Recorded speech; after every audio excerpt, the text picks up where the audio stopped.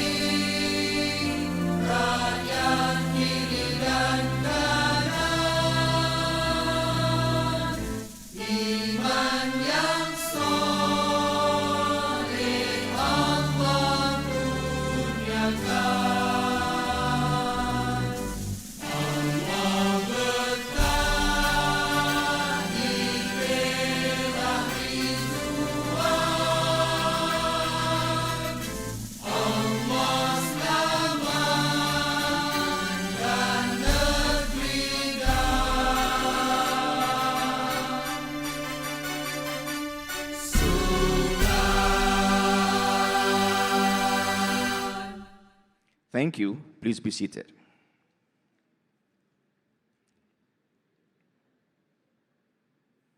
Ladies and gentlemen, with utmost respect and humility, we now invite Dr. Muhammad Hamdan bin Abdullah to grace the occasion by the recitation of the dua. May his words of prayer bring blessings, guidance, and serenity to this gathering. Let us remain solemn and attentive as he leads us in seeking Allah's grace. Please welcome.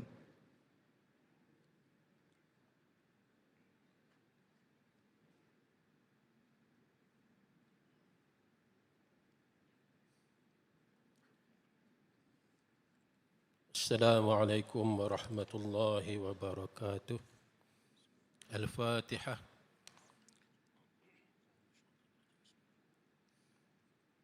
الحمد لله رب العالمين. إياك نعبد وإياك نستعين. صراط الذين غير المغضوب عليهم. أعوذ بالله من الشيطان الرجيم. بسم الله الرحمن الرحيم. الحمد لله رب العالمين والصلاة والسلام على أشرف الأنبياء والمرسلين سيدنا محمد وعلى آله وصحبه أجمعين. اللهم يا واسع العلم يا منزل الحكمة نشكرك على نعمة الجمع في هذا المؤتمر الدولي الأول للهندسة الخضراء والتنمية المستدامة. Ya Allah, Tuhan yang maha luas ilmunya, maha pemberi hikmah, kami bersyukur di atas nikmat pertemuan ini di dalam Kongres Antarabangsa kejuruteraan hijau dan pembangunan lestari bagi kali yang pertama. Allahumma ij'al hadzal mu'tamara manbaran lil 'ilmin nafi' wa majalan lit ta'awun wa tabadulil khibrat lima fihi salahul bilad wal ibad. Ya Allah, jadikanlah kongres ini sebagai medan ilmu yang bermanfaat, ruang kerjasama dan perkongsian kepakaran demi kebaikan umat manusia dan kemakmuran duniawi. Allahumma rzuqna fahman daqiqa wa ilman nafi'a wa amalan saliha wa niyatan khalisatan liwajhikal karim. Ya Allah, kurniakanlah kami kefahaman yang mendalam, ilmu yang bermanfaat, amalan yang baik dan niat yang ikhlas kerana-Mu semata-mata, ya Allah. Allahumma alhimna bil hikmati wal rushdi fi kulli qararin wa bahthin wa mubadarah. Ya Allah, ilhamkanlah kepada kami kebijaksanaan dan panduan dalam setiap keputusan, penyelidikan dan inisiatif. Allahumma barik fi awqatina wa fi jami'i fa'aliyati hadzal mu'tamar waj'al nataijahu maftuhatan littaqaddumi wal khair. Ya Allah, berkatilah waktu dan seluruh perjalanan kongres ini dan jadikanlah hasilnya sebagai pintu kepada kemajuan dan kebaikan sejagat. Allahumma ihfazna min kulli syarrin wa fasadin wa waffiqna li khidmati khalqika wa siyanati bi'atik. Ya Allah, lindungilah kami dari segala keburukan dan kerosakan dan pandulah kami dalam usaha memelihara alam ciptaan-Mu serta berkhidmat untuk insan makhluk ciptaan-Mu, ya Allah. Allahumma a'izal Islam wal muslimin wansur ikhwanana wa akhwatina wa atfalana fi Falastin wahfaz ahlaha wansur junudaha wa dammir a'da'aka a'da'ad-din ya rabbal alamin. اللهم اجعل اجتماعنا هذا اجتماعا مرحوما وتفرقنا من بعده تفرقا معصوما ولا تجعل فينا ولا من بيننا شقيا ولا محروما. ربنا تقبل منا إنك أنت السميع العليم وتب علينا إنك أنت التواب الرحيم. ربنا آتنا في الدنيا حسنة وفي الآخرة حسنة وقنا عذاب النار. وصلى الله على سيدنا محمد وعلى آله وصحبه أجمعين والحمد لله رب العالمين. تقبل الله منكم. Thank you. Bismillahirrahmanirrahim. Assalamualaikum warahmatullahi wabarakatuh. A very good morning and welcome to the first International Congress on Green Engineering and Sustainable Development, Icgesd 2025. It is my honor to extend our highest respect and warmest greetings to respected Dr. Siti Rosminah binti Mat Darus, Deputy Director, Research, Department of Polytechnic and Community College Education, respected Encik Norman bin Zamri, Deputy Director of Academic Polytechnic Ungku Omar, respected Landscape Architect Dr. Rohaniah binti Muhammad Noor, Head of Technology Section, Department of Polytechnic and Community College Education, respected Encik Bakri bin Arsad, Deputy Assistant Director, TVET Sector, Perak State Education Department, JPN Perak, respected Dr. Azwin binti Ramli, Chairperson of Icgesd 2025 and Head of the Center of Research and Innovation Excellence, Polytechnic Ungku Omar.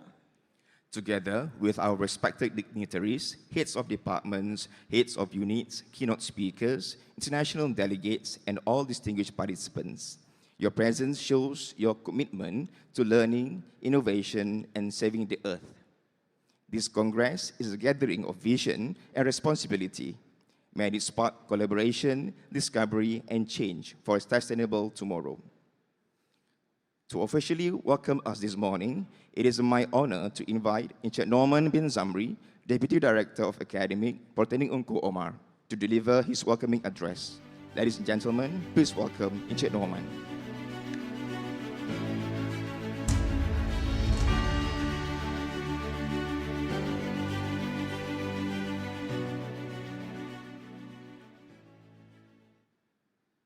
Bismillahirrahmanirrahim. Thank you, Mr. Zaki, Madam Fairuz Liza, and Dr. Hamdan for the doa recitation. Alhamdulillah Rabbil Alamin, wassalatu wassalamu ala ashrafil anbiya wal mursalin wa ala alihi wa sahbihi ajma'in. Rabbi shrah li sadri wa yassir li amri wahlul 'uqdatam min lisani yafqahu qawli, amma ba'd. Assalamualaikum warahmatullahi wabarakatuh. Salam sejahtera, salam Malaysia Madani, salam Perak Sejahtera 2030. Respected Dr. Siti Rosminah binti Madros, Deputy Director of Research and Innovation Center, Polytechnic and Community College Education Department. Respected Landscape Architect Dr. Rohaniah binti Muhammad Noor, Head of Technology Section, Curriculum Division, Polytechnic and Community College Education Department. Respected Encik Bakri bin Arshad, our Deputy Assistant Director, TVET Sector from Perak State Education Department.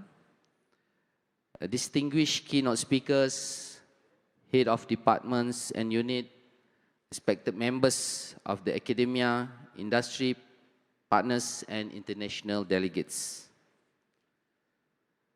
Ladies and gentlemen, it is both an honor and privilege for me to warmly welcome each and every one of you to the first International Congress on Green Engineering and Sustainable Development, Icgesd 2025.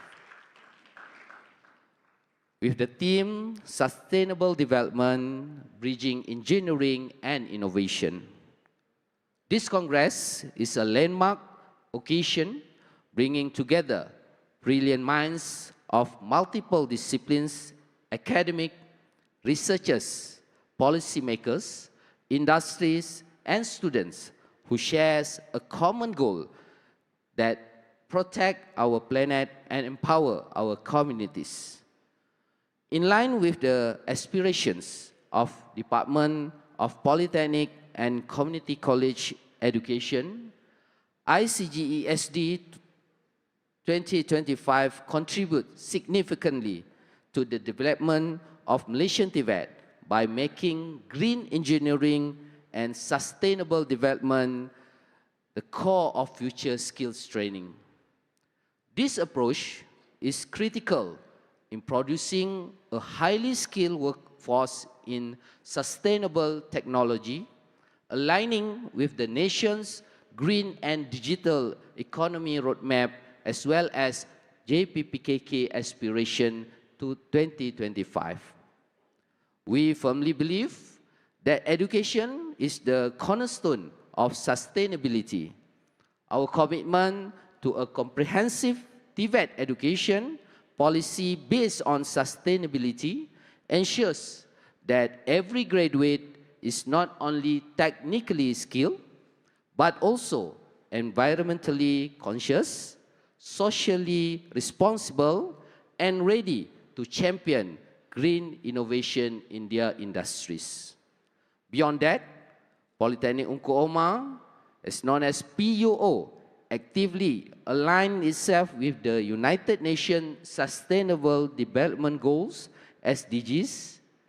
In particular, our initiatives strongly support SDG 4, which is quality education, SDG 7, affordable and clean energy, and SDG 13, which is climate action. Through these efforts, PUO strive not only to educate but also to inspire the next generation of engineers, innovators, and leaders to take meaningful action in shaping a sustainable future. The theme of this Congress, which is Sustainable Development, Bridging Engineering and Innovation, reflects the urgency of our time.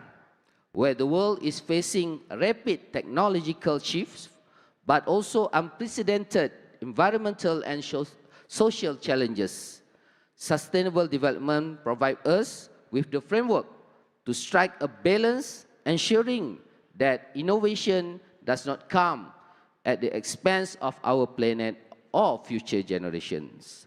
Ladies and gentlemen, Your Excellency, the power of engineering, when infused with sustainability, it is ability to transform societies by reducing carbon footprints, developing clean energy systems, creating smarter, greener cities, and promoting circular economy models. Innovation is the bridge that connects human creativity to these sustainable solutions, and this Congress is the platform where those bridges are built.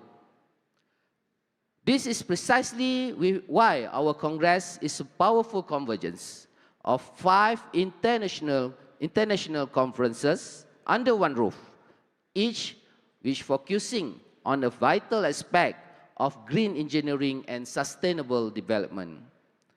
Icgesd 2025 provides us with the opportunity to share knowledge, foster partnerships, and inspire collective action. It is here that researchers can showcase breakthroughs, industries can share sustainable practices, and policymakers can align framework for regional and global progress.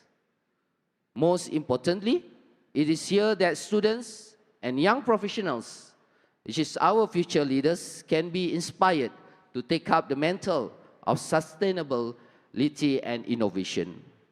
Ladies and gentlemen, on behalf of PUO, I extend my heartfelt appreciation to the organizing committee. We know that delivering an event of this scale, especially a hybrid Congress uniting 5 distinct conferences, involve navigating significant challenges in coordination, logistics, and technology.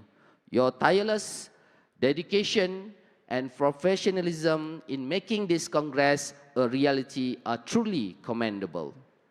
To our distinguished speakers and participants from across the globe, your presence adds immeasurable value to our dialogue. We are also deeply grateful to our partners, sponsors, and stakeholders whose unwavering support enables us to continue championing the cause of sustainable development. Without the support from state government also, which we have some of the sponsorship from the state government, today's events cannot be realization.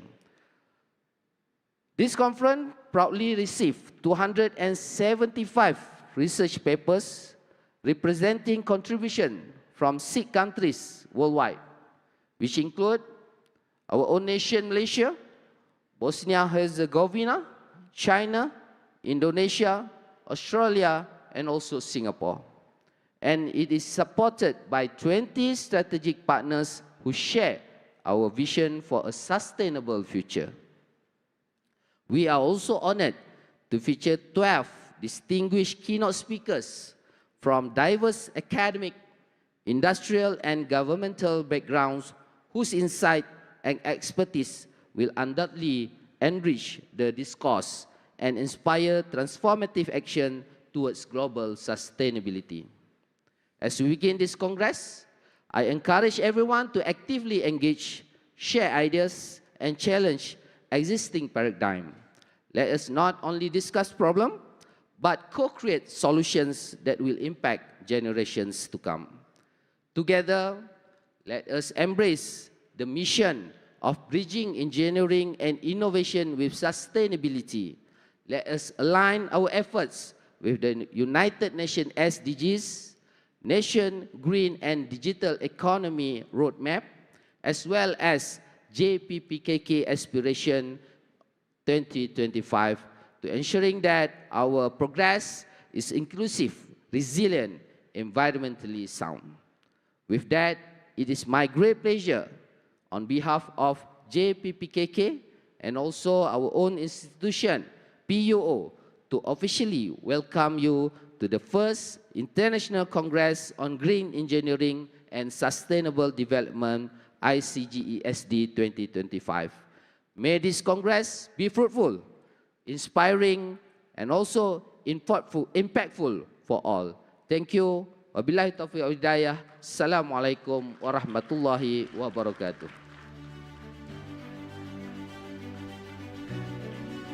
Thank you, Encik Norman, for your inspiring remarks.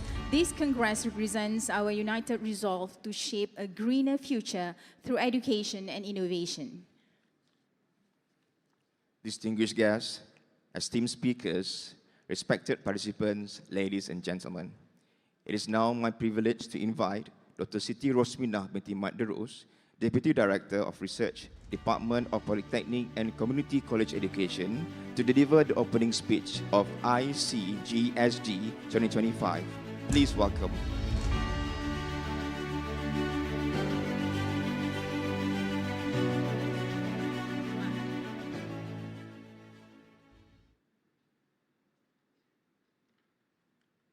Thank you, Master of Ceremonies.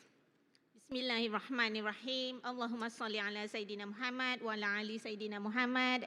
Assalamualaikum warahmatullahi wabarakatuh. Salam sejahtera, salam Malaysia Madani dan salam Perak sejahtera 2030.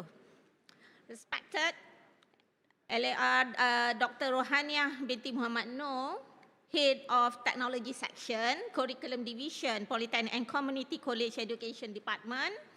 Respected Encik Bakri bin Asad, Deputy Assistant Director, TVET Sector Perak State's Education Department, JPN Perak. Respected Encik Norman bin Zamri, Deputy Director Academic Polytechnic Ungku Omar. Distinguished keynote speakers, Head of Departments and Units. Respected members of the academia, industry partners and international delegates.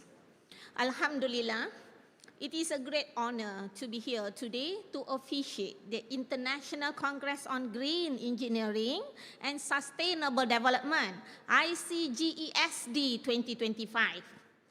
First and foremost, I would like to express my sincere appreciation and congratulations to Polytechnic Ungku Omar for organizing this prestigious Congress.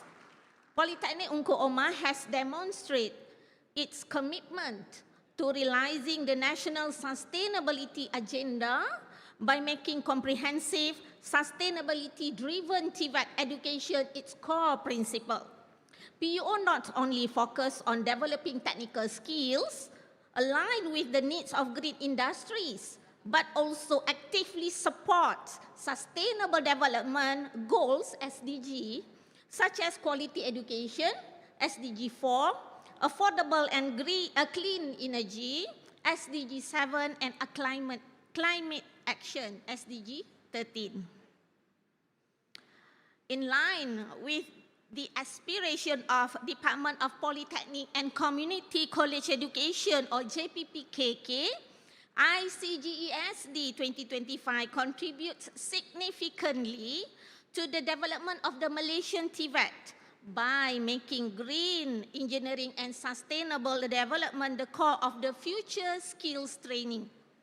This approach is critical in producing a highly skilled workforce in sustainable technology, aligning with the nation's green and digital economy roadmap. This Congress is a key PUO initiative organized in collaboration with 20 strategic partners to translate this commitment into action. It also proves that PUO's academic staff possess high skills and competencies in engineering, new technologies, and sustainable social development, which are crucial for driving innovation and research. The Congress provides an inclusive platform for all stakeholders, academics, students, industry players, and the public to share knowledge, build professional networks, and explore innovative solutions for a more sustainable future. This is consistent with JPPKK's 2025 aspiration to empower a TVET workforce that is not only competitive, but also ethical and highly knowledgeable, capable of contributing holistically to society and the country. What makes this event even more special is that the Icgesd 2025 Congress combines with 5 international conferences across various disciplines in line with the theme Sustainable Development, Bridging Engineering and Innovation. This consolidation creates a unique and comprehensive synergy where participants can explore innovative solutions to global challenges related to the environment, technological advancement, economic growth, and social well-being. This integration demonstrates PUO's commitment to not only being a leading TVET institution, but also a holistic hub of knowledge and innovation. Through this platform, PUO promotes an integrated approach that shows how engineering and innovative ideas can be combined to build a more sustainable future in tandem with social development. I am particularly pleased to acknowledge the strong support and participation from our partners, which is a true testament to the collaborative spirit we share. I am also delighted to note the strong cooperation from the Perak State Education Department, which is reflected in the participation of teachers from across Perak in this Congress. This kind of synergy is a game changer. It shows that our national vision for a sustainable future is a collective effort that transcends organizational boundaries. On this note, I would also like to express our deepest gratitude to the Perak State Government for their unwavering support, and to all the organizers and co-organizers. Please give a very huge applause to all the collaborators from both industry and academia. Your strategic collaboration is the backbone of this event's success. My heartfelt thanks also go to the entire organizing committee. Your tireless efforts, dedication, and professionalism have been instrumental in turning this vision into a remarkable reality. Give a huge applause to the committee of the Icgesd 2025. I hope that Icgesd 2025 will serve as a holistic platform for change, uniting ideas, research, and best practices in green engineering and sustainable development. I am confident that the synergy among academia, industry, and strategic partners will continue to strengthen knowledge and drive the sustainability agenda. With the grace of Bismillahirrahmanirrahim, I now declare the International Congress on Green Engineering and Sustainable Development, Icgesd 2025, officially open. Wabillahi taufiq wal hidayah. Wassalamualaikum warahmatullahi wabarakatuh. Thank you, Doctor, for your warm, precious, and visionary address.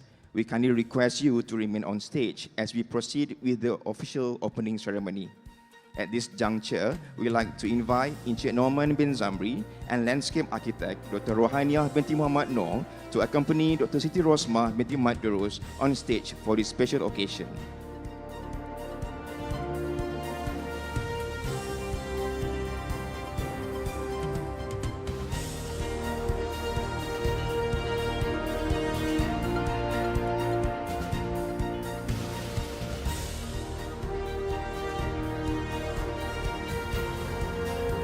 And now, ladies and gentlemen, we shall witness the official opening gimmick of Icgesd 2025. Please direct your attention to the stage as we mark the symbolic beginning of this historic congress. With that, 3, 2, 1.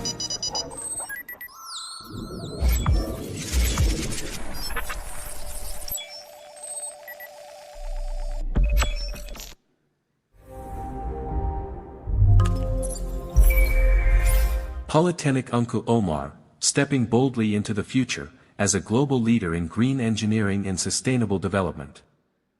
Icgesd 2025 unites the world's brightest minds, for a sustainable tomorrow. With more than 275 international participants in 6 countries, bringing together researchers, academia, and industries both face-to-face and virtually. Imagine a smart city, powered by the sun, water restored with eco-friendly technology, mobility driven by electric vehicles, and communities living in harmony with nature. This is the platform that brings together 12 influential keynote speakers from around the globe, and 5 multidisciplinary conferences. International Conference on Smart Cities Development. International Conference on Electrical Engineering and Smart Solutions. International Conference on Green Technology in Mechanical and Marine Engineering. International Conference on Emerging Technologies, Information Science and Mathematics. International Conference on Digital Economy and Sustainable Social Development. Here, knowledge meets culture, transforming this Congress into more than just an academic discourse. It is a stage to nurture future leaders, with TVET as the foundation, shaping a new generation of green technology pioneers. Welcome to Icgesd 2025.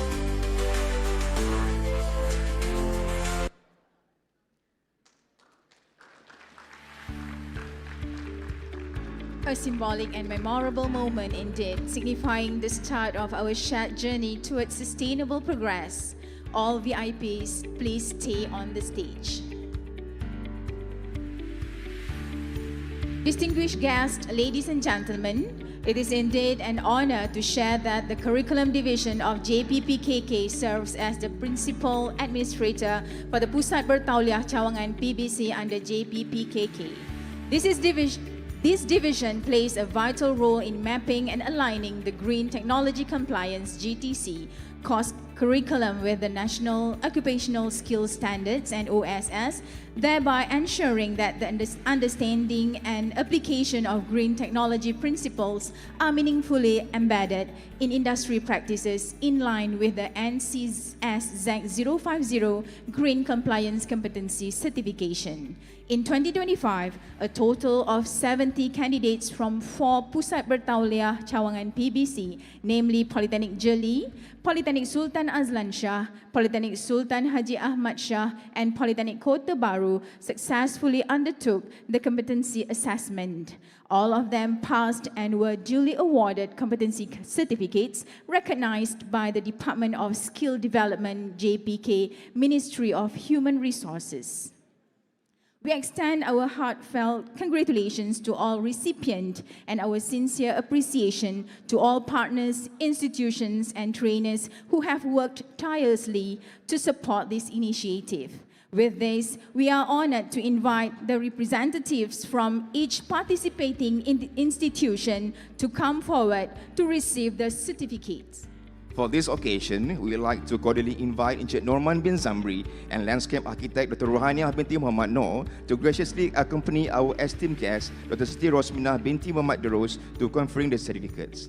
A photography session will commence right after each recipient receives the certificate. Please welcome Polytechnic Sultan Azlan Shah, led by Dr. Nazratul Huda binti Awang or Hashim. This team consists of 47 excellent students.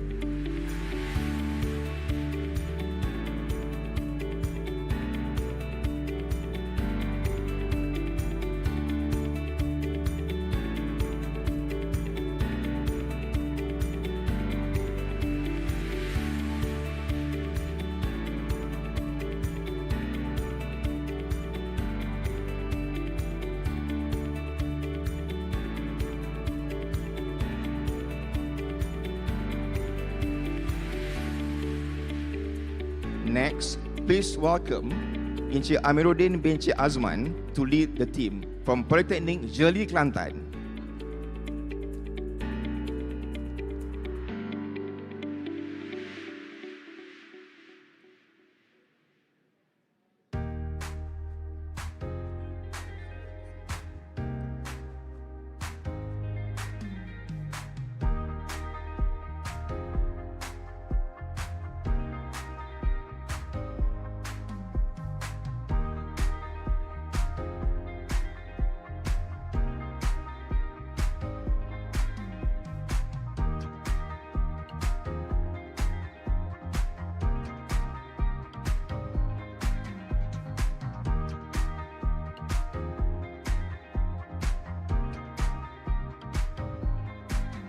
These delegates consist of 8 excellent students.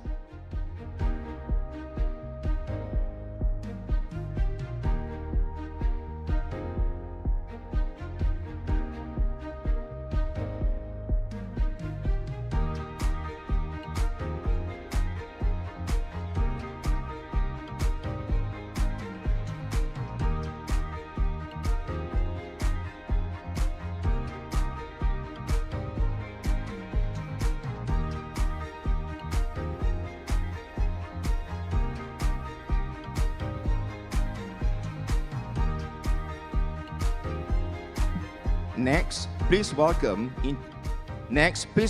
Polytechnic Sultan Haji Ahmad Shah. They are led by Puan Yasmin Adlina binti Muhammad Yusof.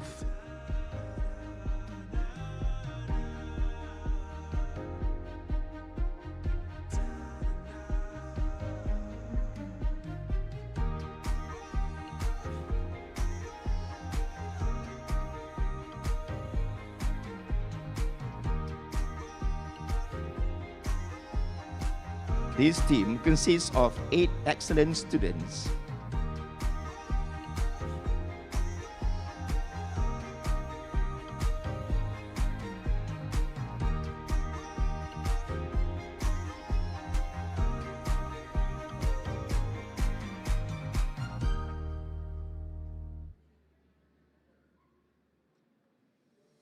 And finally, Polytechnic Kota Baru Kelantan.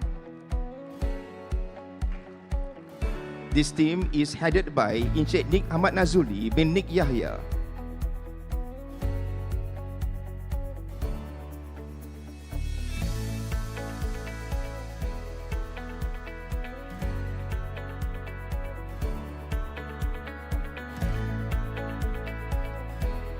This team consists of 5 productive students.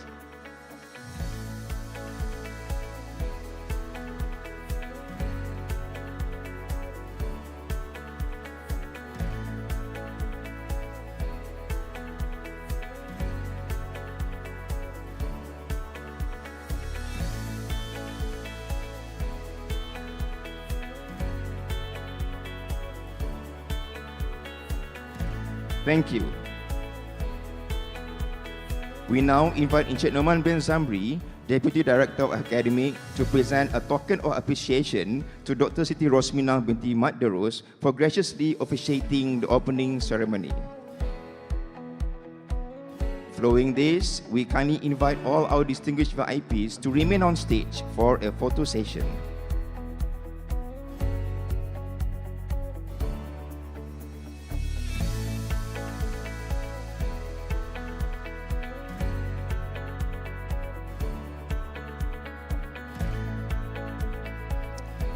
Also, with deepest appreciation, we extend our heartfelt gratitude to the 19 co-organizers and 6 collaborative partners.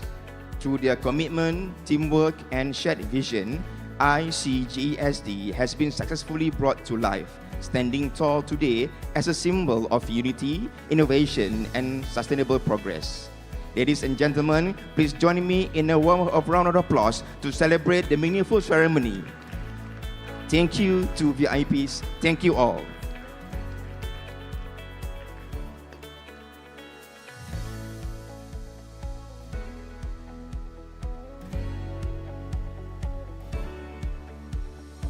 Distinguished guests, ladies and gentlemen, it is now time for our keynote addresses.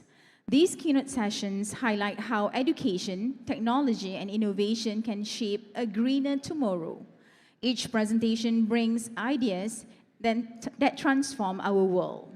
Our first keynote, entitled Adjusting TVET to Multi-Trends, Green, Digital, and Geopolitical Shifts, will be delivered by Dr. Yang Sain Kim from the Korea Research Institution for Vocational Education and Training, TVET.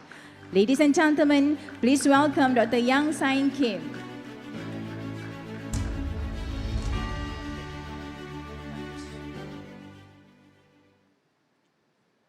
Good morning. 안녕하세요. It is my honor to be here and to deliver the first keynote speech for this valuable Congress. Actually, I thought my presentation time 35 minutes. Thus, I have prepared too much. Thus, when I look at the program, I have only 20 minutes. Thus, I'm going to skip some of my slide, but you can follow it and you can have my slide. Thus, I think I can finish on time. Okay. Okay, actually, my speech starts from geopolitical change and global supply chain restructuring, because this is a very important trend also we need to look at. First, changing geographical, intensifying US-China strategic competition.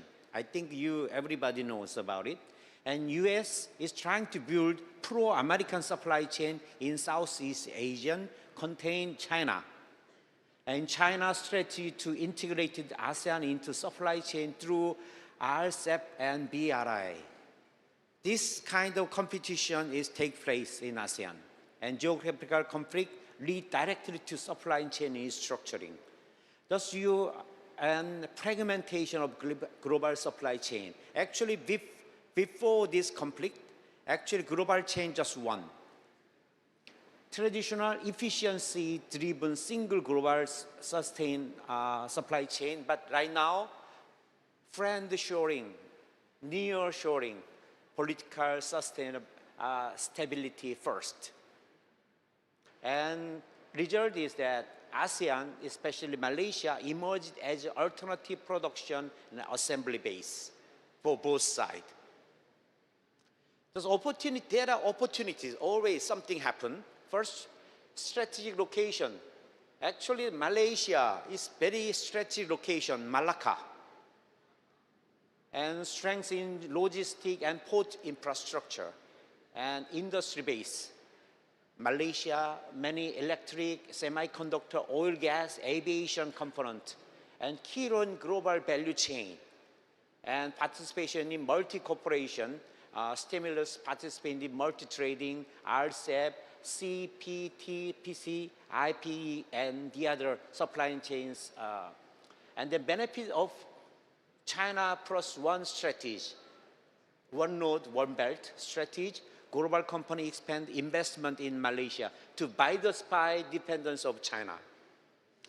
And in this pressure from United-China conflict side and demand align, and energy transition demand RE100 and CBAM, Malaysia is key to speed up green transition. Otherwise, I will talk a little bit more about it. And ESG due to diligence of global companies. Risk of supply chain exclusion if standards are not met. Lack of domestic manpower and technical capacity. I think this is most important we need to discuss.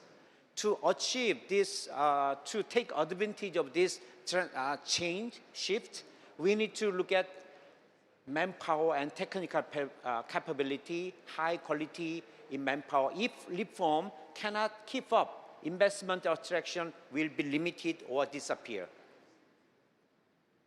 Okay, this is Malaysia's strategic response. Diversification strategy, accelerating green digital transformation, and strengthening industrial human resource capacity, intensive cultivation of high-tech industries such as energy, gas, semiconductor, and EV, and TVET reform strengthening industry, education, government linkage, and global trust. Proactively responds to the international norms such as ESG, RE100, and CBAM, building the brand Malaysia sustainable, stable production base. Okay, in this manner, green paradigm shift, one of the most important matter, shifting from low cost and high efficiency to security and trust through two axes of strengthening ESG regulation, risk of market loss, and supply chain exclusion in oriented countries such as Malaysia becoming more concrete. And deepening exclusion of regulatory base, supply chain exclusion due to RE100 require European automaker such as BMW, Volvo strongly demand all use of 100% reusable energy from their domestic parts supplier. If they fail to implement it, they face the risk of actual supply chain exclusion, such as a contract reduction or transaction suspension. Thus, and then EU's carbon border adjustment scheme, 6 items import to Europe be taxed based on the carbon emission and major industry with high production of EU expect severely disadvantaged by reduction price of competitiveness.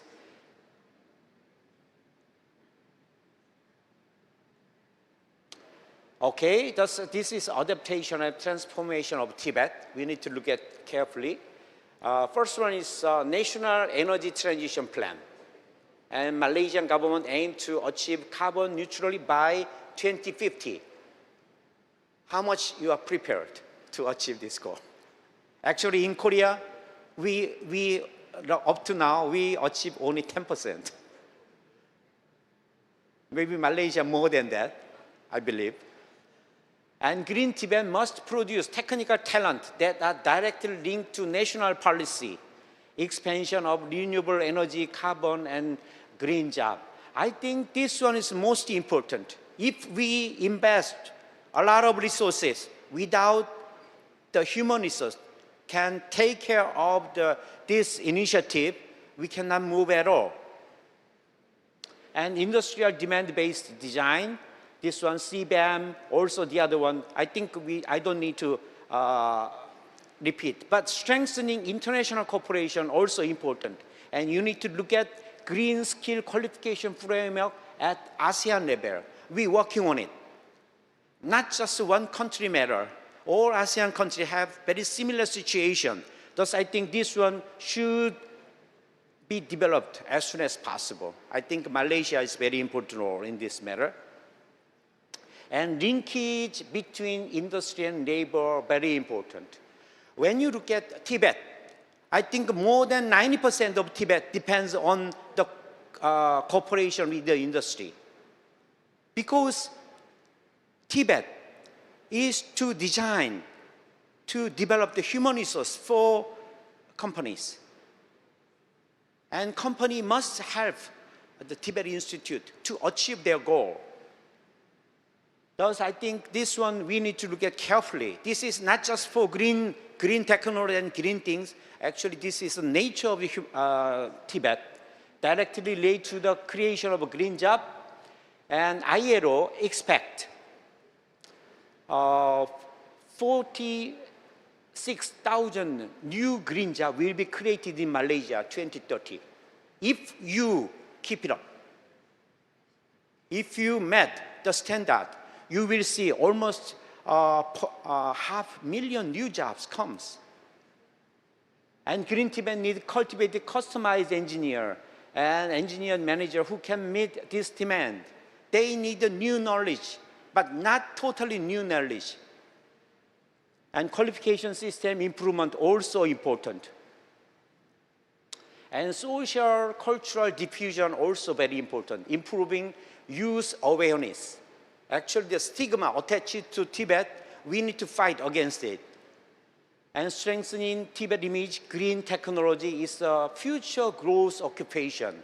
Actually, Tibet Institute should take advantage of this change.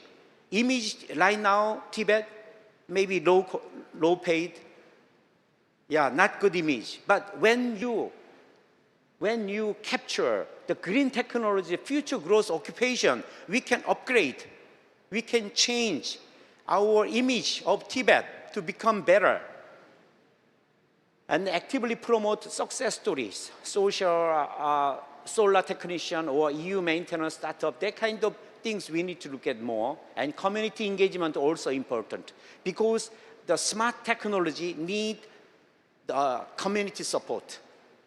And expanding participation and vulnerable group also.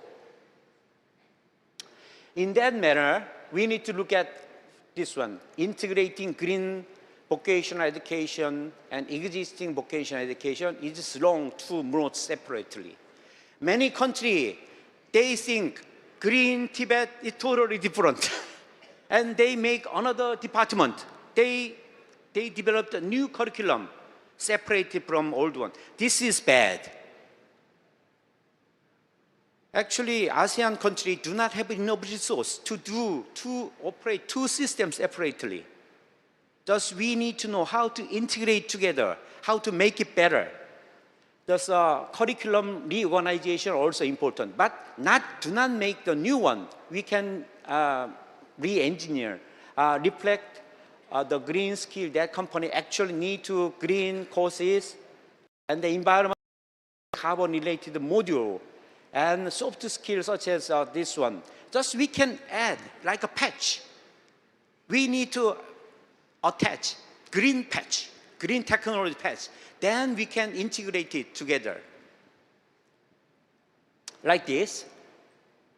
And then strengthening practice of infrastructure.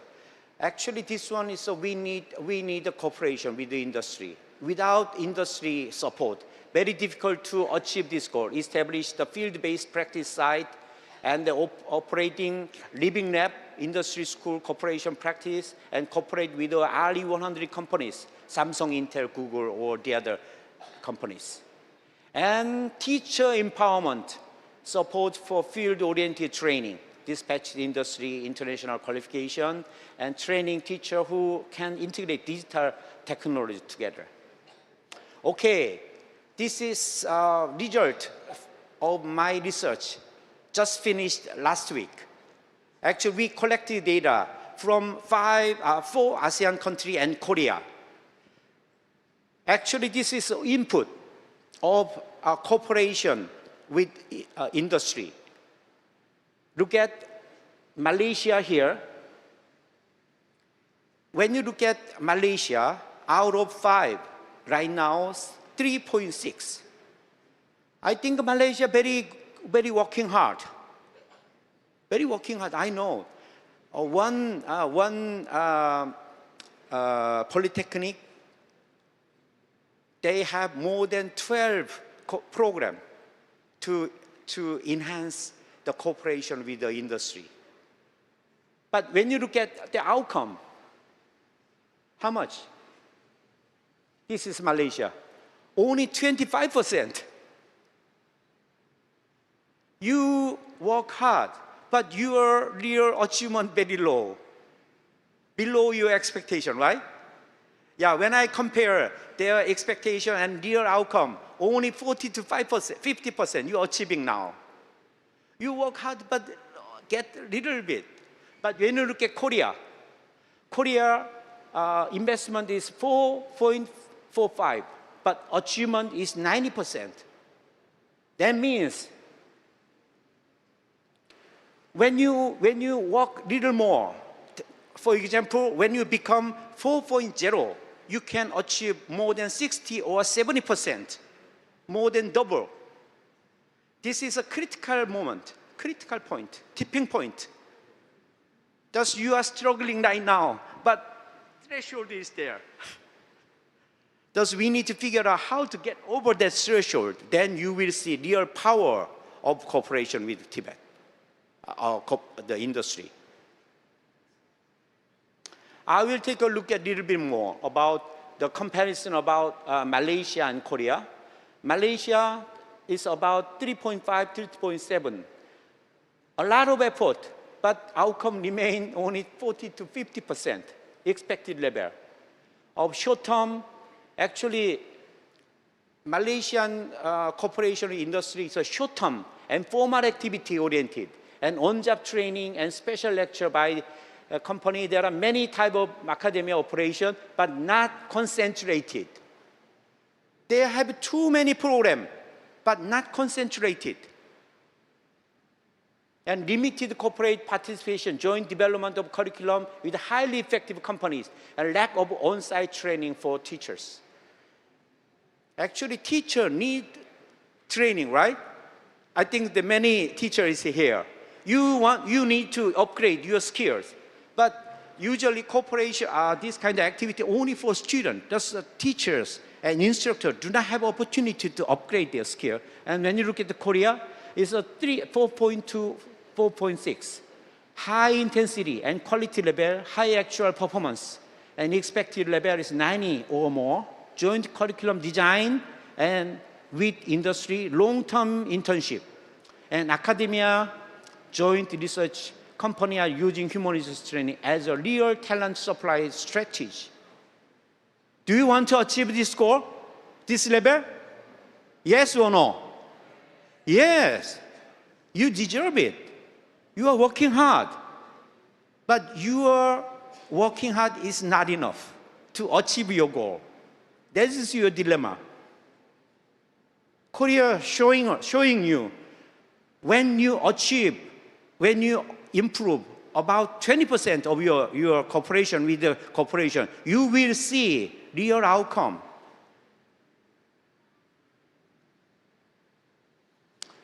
Thus, this is implication, direction. Malaysia needs to shift to quantitative expansion to qualitative deepening industry, academia, cooperation.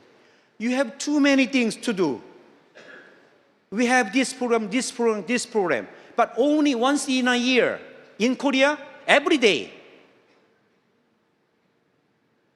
Your human resource and support is not enough to operate big things. I have a story. You have one diesel engine and gas turbine. I think you prefer always gas turbine because gas turbine can generate 1 million of horsepower, and diesel engine can generate only 200 or 300 horsepower, right? But there are one condition. If you have unlimited fuel, gas turbine much better than diesel engine, right? But if you have only 200 liter of gas, which one is better?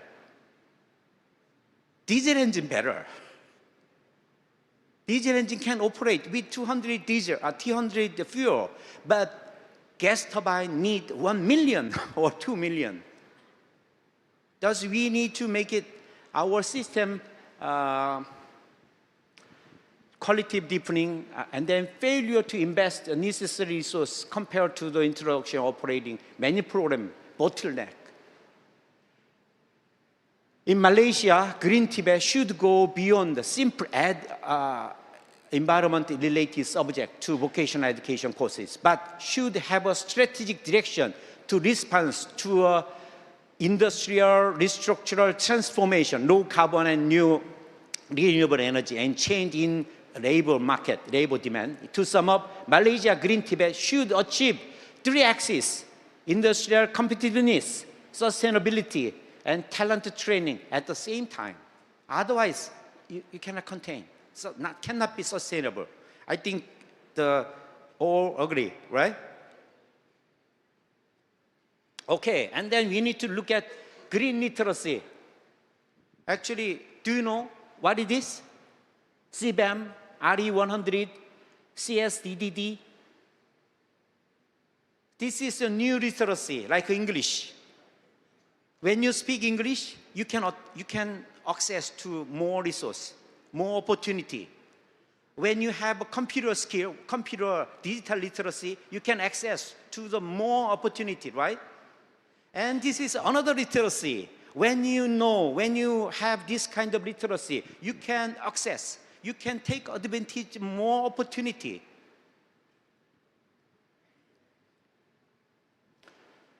Okay, Green Tibet, why the preparation and talent are essential? It's a systematic preparation needed.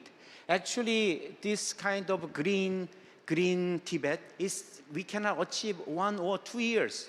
Maybe you can take a look at 10 years or 20 years because it requires systematic approach. There's carbon accounting system and energy transition plan and compliance documentation. This one is very important. In many Korea, SME, small medium-sized enterprises, they're looking for the human resource, can do on prepare compliance document. When we export one product to Europe, they have to fill out a lot of forms, regulation forms and incentive forms. Thus, when I checked one of the small, medium-sized enterprises, the document, this level, they have to prepare all the document to export to Europe. Without the step, can fill out all the form, they cannot do. Thus, they're looking for human resource who can take care of this documentation. And supply chain traceability. This is also very important. Carbon footprint, the other one, you need this system together. That means Tibet Institute have opportunity to teach new technology and new things. And carbon specialists and green engineers and technicians on compliance and trade export. And Tibet trained workforce, eco-friendly, tailored to company, this is a new opportunity.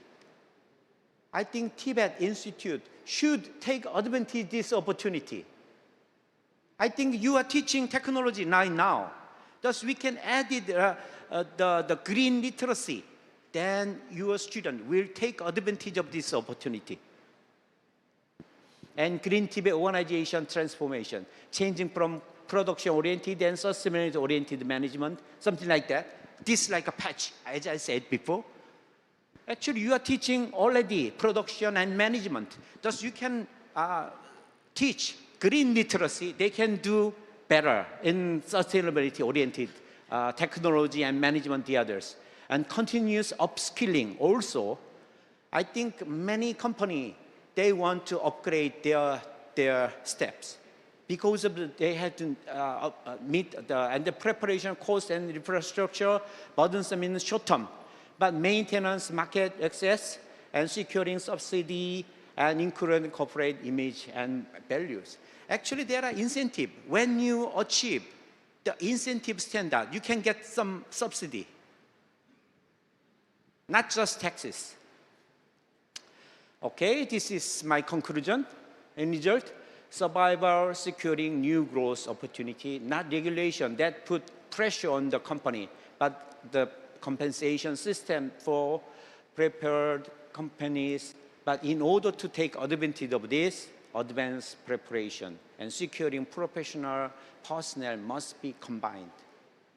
This is a message I want to deliver today. This is a message for the Tibet Institute. This is not the threatening. This is opportunity when we upgrade, when we transform our institute. Thank you very much. Thank you, Dr. Kim, for your insightful remarks. Adapting Tibet education to global changes keeps us strong and relevant in today's world. We would like to request Dr. Yang Sam Kim to stay on stage. Next, we invite Encik Norman bin Zamri, the Deputy Director of Academic of PUO, to be on stage to exchange a token of appreciation. Please welcome.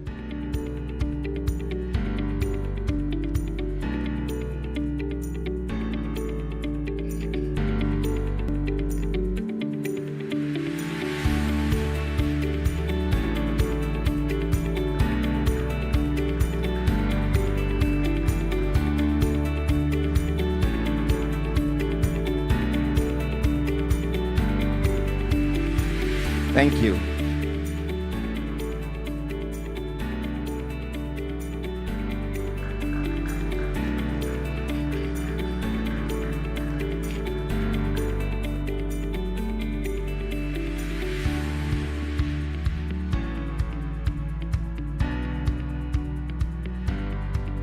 Our next keynote is entitled Transforming Education in the Digital Era, Challenges and Opportunities in STEAM. It will be delivered by Associate Professor Ahmad Tarmizi bin Azizan of University Malaysia, Kelantan. Assalamualaikum warahmatullahi wabarakatuh. Salam sejahtera and a very good morning to all distinguished VIPs, respected speakers, honored guests and participants. My name is Associate Professor Ahmad Tarmizi bin Azizan, PSD, from the Faculty of Creative Technology and Heritage, University Malaysia, Kelantan. And I serve as the Director of the Creative Accelerator Center, CAC. This introduction is presented as a digital avatar platform version, powered by AI tools such as Icgesd for avatar and lip sync, 11 Labs for narration, and Suno AI for music design. Today, my keynote highlights AI in education, transforming learning in the STEAM education. Artificial intelligence is reshaping science, technology, engineering, arts, and mathematics, opening new opportunities for innovation and sustainability in education. Thank you, and I look forward to continuing this session live with all of you.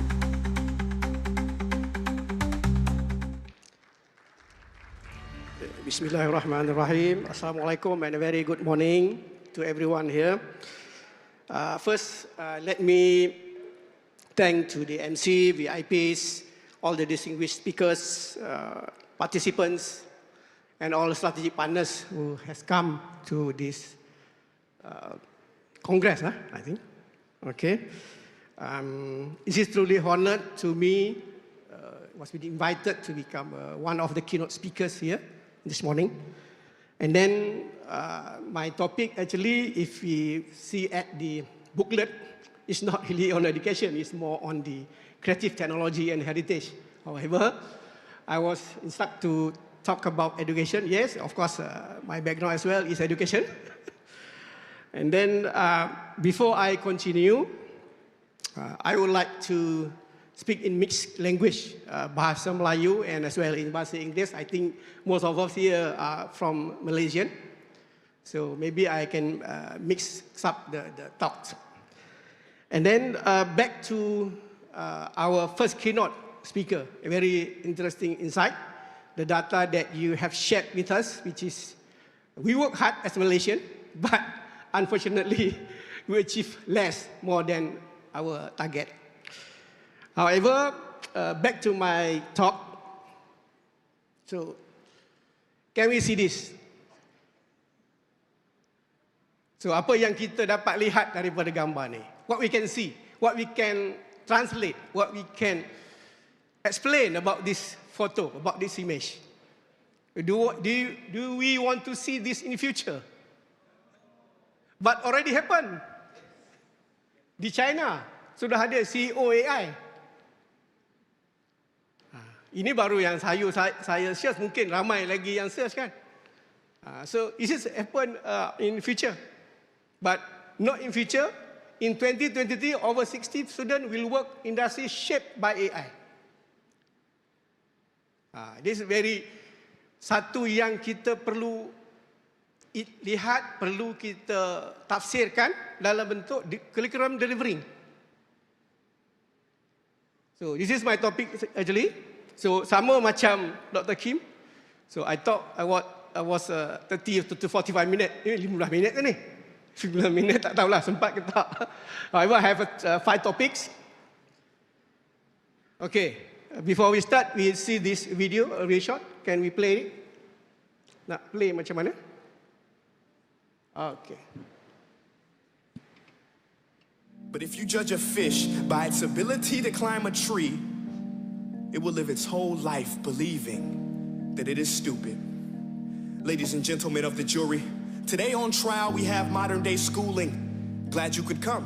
Not only does he make fish climb trees, but also makes them climb down and do a 10-mile run. Tell me, school, are you proud of the things you've done? Turning millions of people into robots, do you find that Fun? Do you realize how many kids relate to that fish?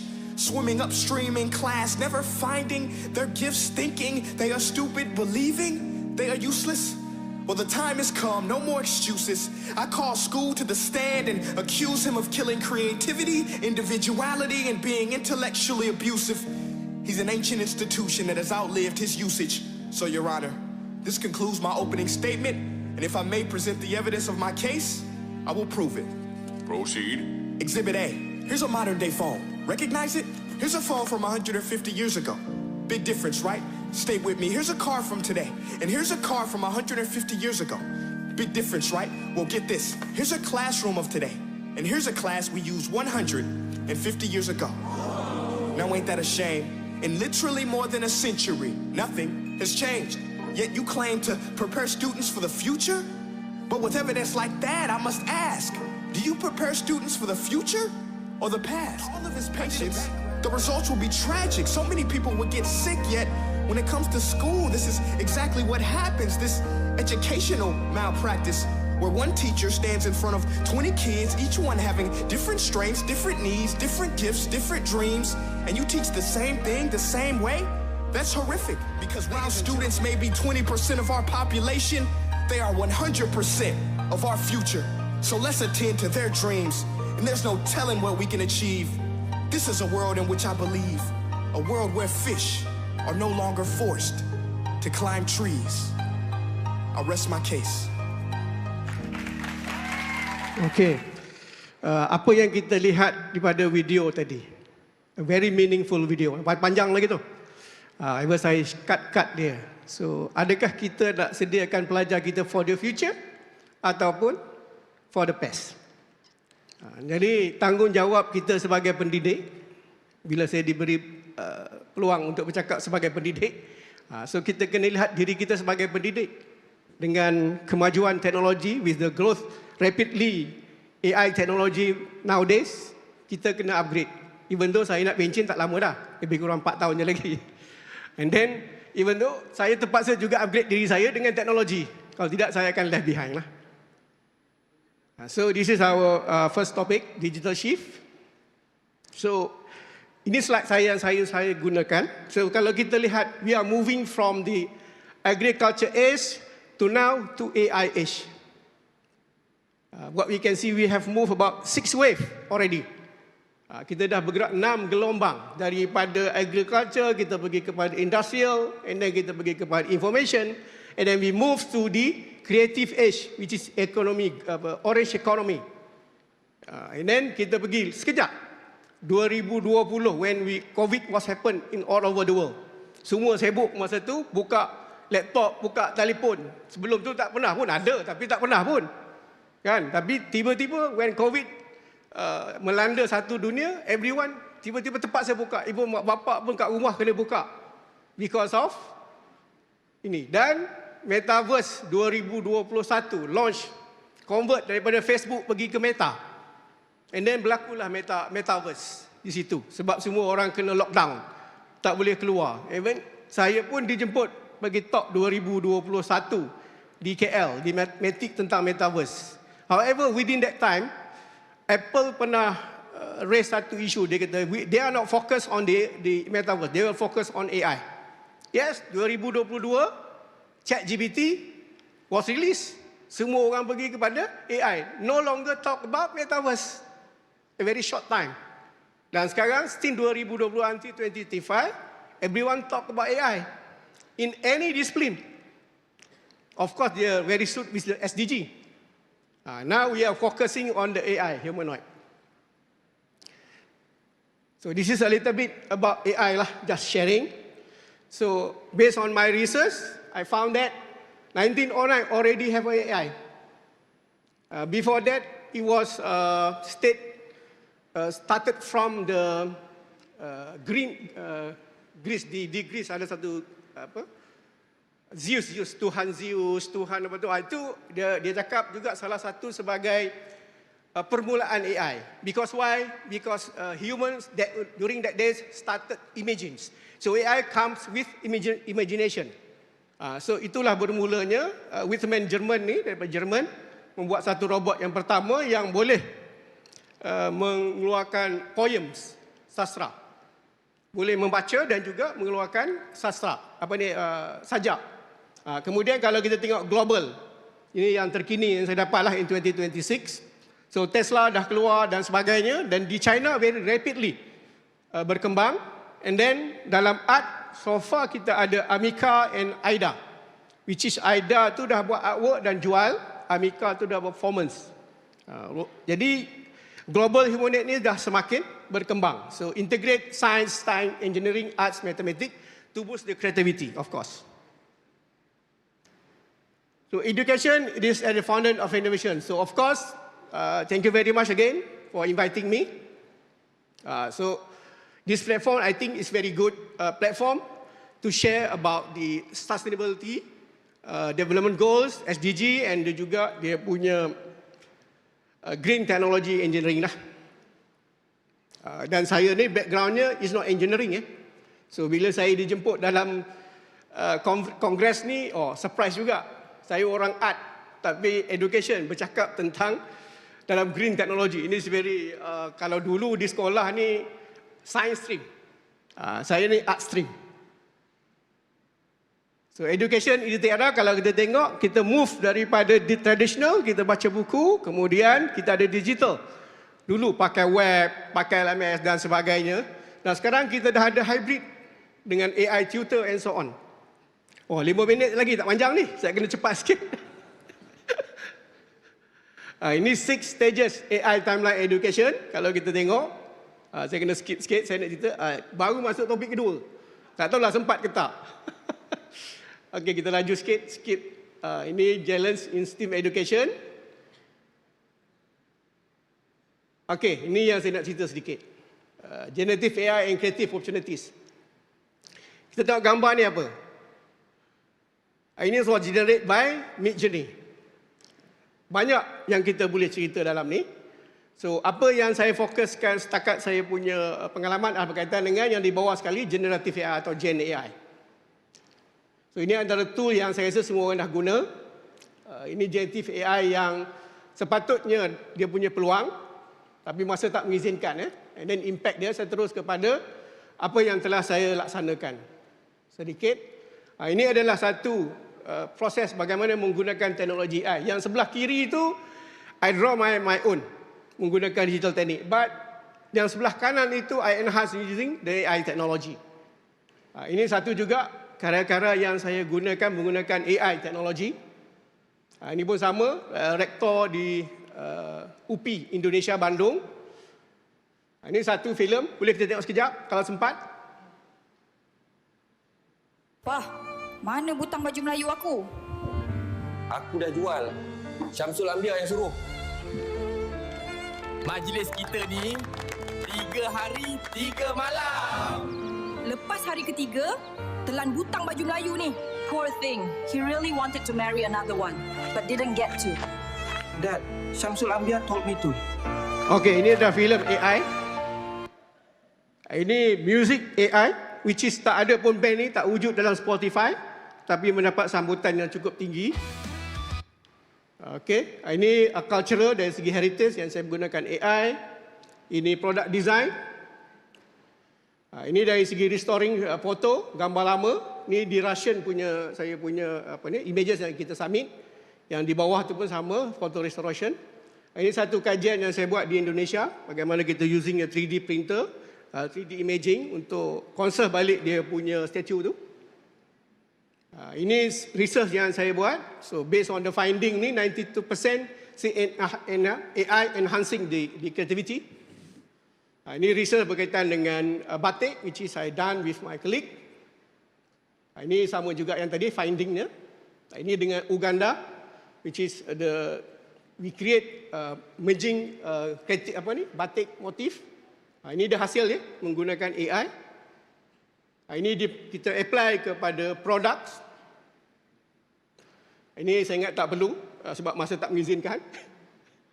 Ini isu yang adalah dalam bidang saya, which is yang pertama tu kalau semua orang perasan, the Colorado State Fair, dia dah dapat juara even though it was rejected because using AI technology. Okay, yang bawah tu samalah apa isu dia. Ini dia how to overcome. I think SDGs tadi samalah. Ini last kali, saya rasa so AI is lifelong learning, and then sedikit saya nak share. So great power comes with great responsibility. So bila kita dah tahu AI, we have to be responsible. Ini AI robot, adakah kawan atau sahabat atau ancaman? Ini kalau kita lihat in Islamic perspective already remind us in surah An-Rum. Banyak dah filem-filem AI yang tentang bagi tahu what's next in our future. I think that's all from me. Thank you very much for your time.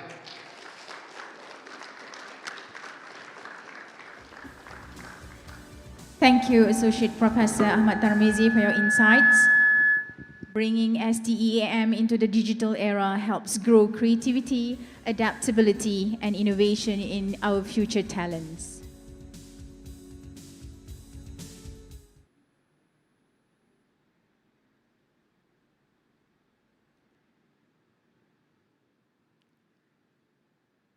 Ladies and gentlemen, we will now pause for a brief press session and morning refreshments.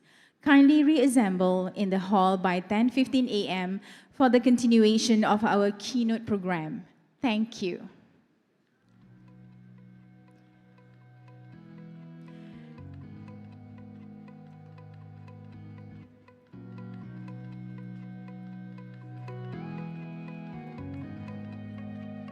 I'm sorry. By 10:35, we will be continuing the session.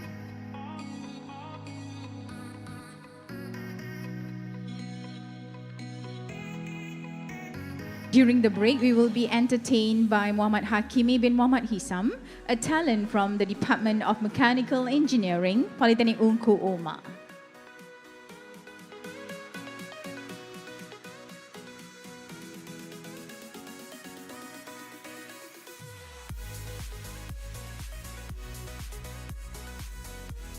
Over to you, Hakimi.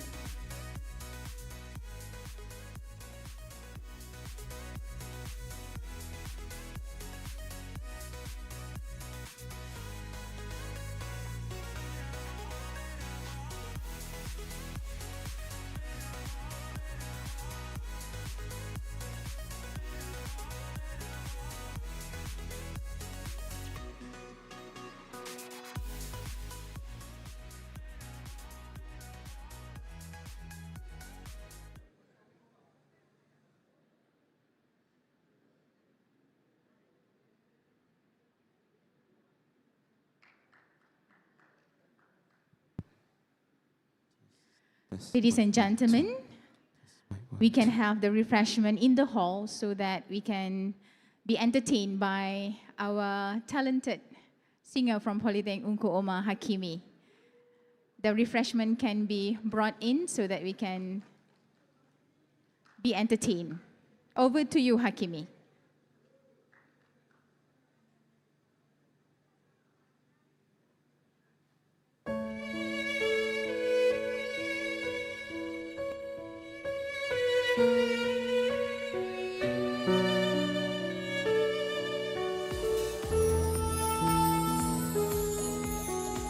Setiap nafas yang dihembus, setiap degupan jantung, aku selalu memikirkanmu. Dalam sedar, di buayangan, dalam tidur dan hayalan, aku selalu memikirkanmu.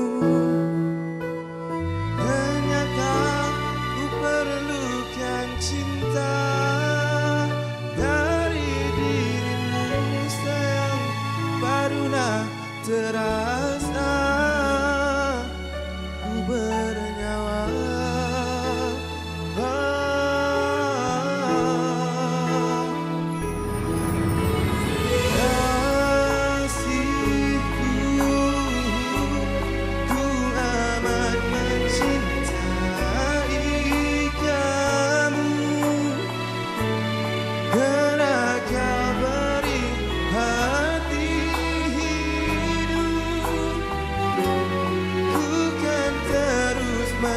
cinta sedetik lebih.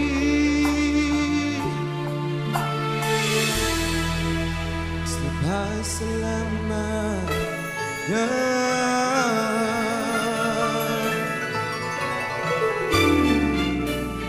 dikala penuh ketakutan dengan badai kehidupan, ku bersyukur adanya kamu.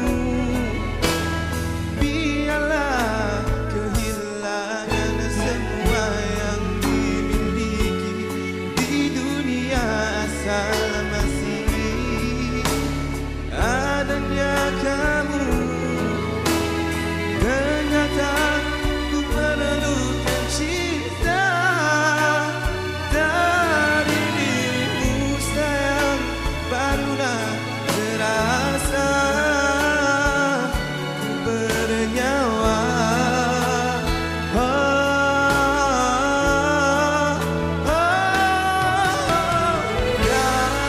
Kasihku, ku amat mencintai kamu, karena kau beri hati hidup. Ku kan terus mencinta sedetik lebih.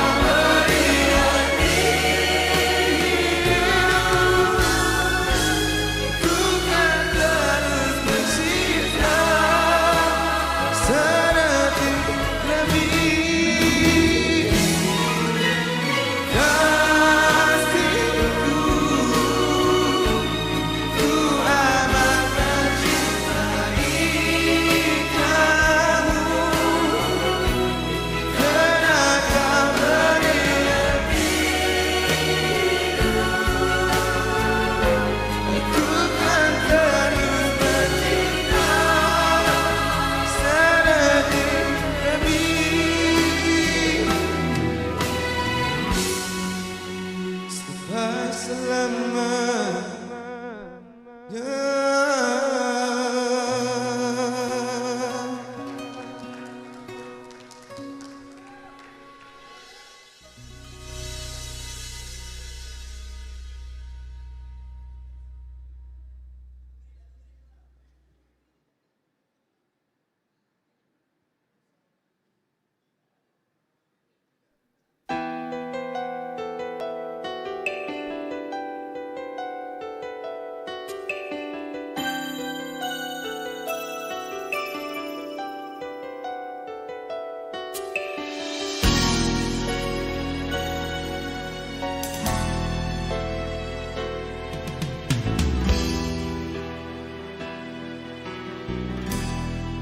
jejaki lembah belukar di sana,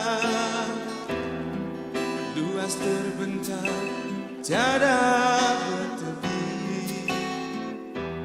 Tak ku hiraukan panas hujan melanda, semua bagiku tak berhenti. Hanya satu tujuan untuk mencari setangkai bunga pujaan hati. Namun apa setelah aku dapati kumbang lain menghisap madunya. Setelah madu musnah sang kumbang pergi, tinggalkan bunga lalu begitu saja. Bunga pujaan hamba tiada berseri, maka mulai bermaya.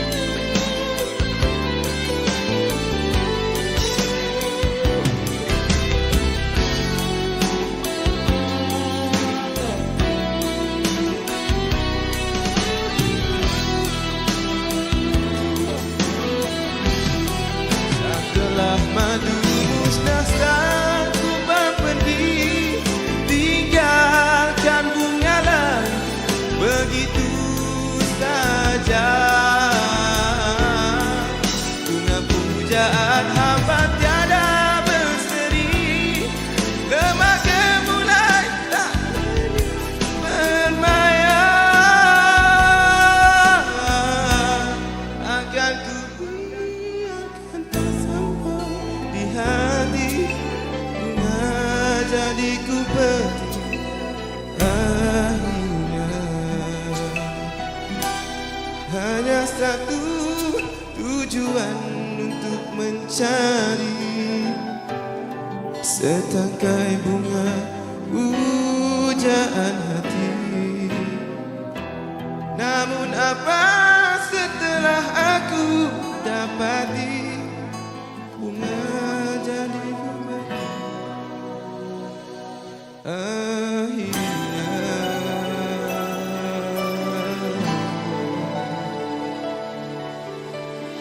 Terima kasih.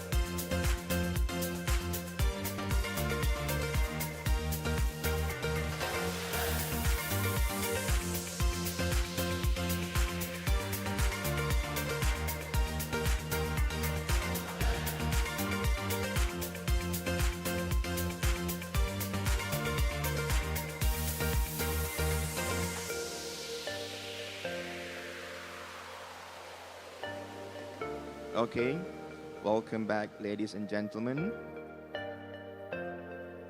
Our third keynote, Emerging Technologies in Green Technology, Shaping Our Sustainable Economy, will be delivered by Dr. M. Chandrasekaran, Chairman and CEO of the Malaysia Green Technology Society. Please welcome Dr. Chandra.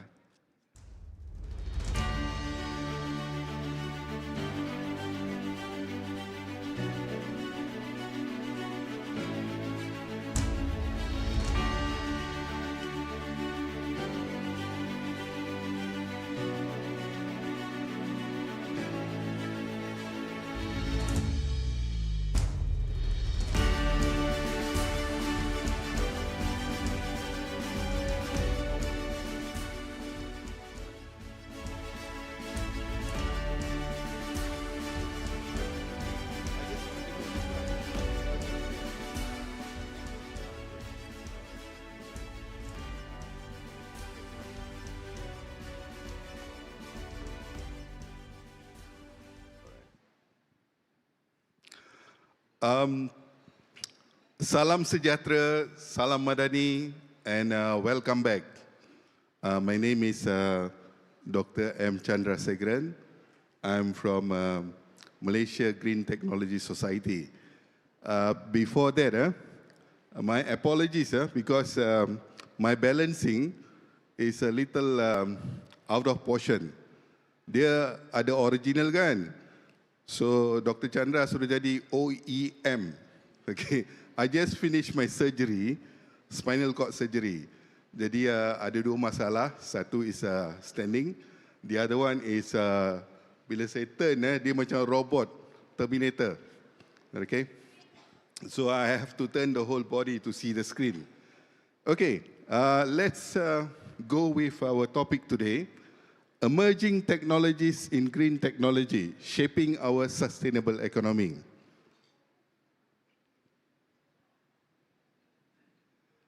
All right, this is just a brief intro because I got only 20 minutes, so I'll cover as fast as possible.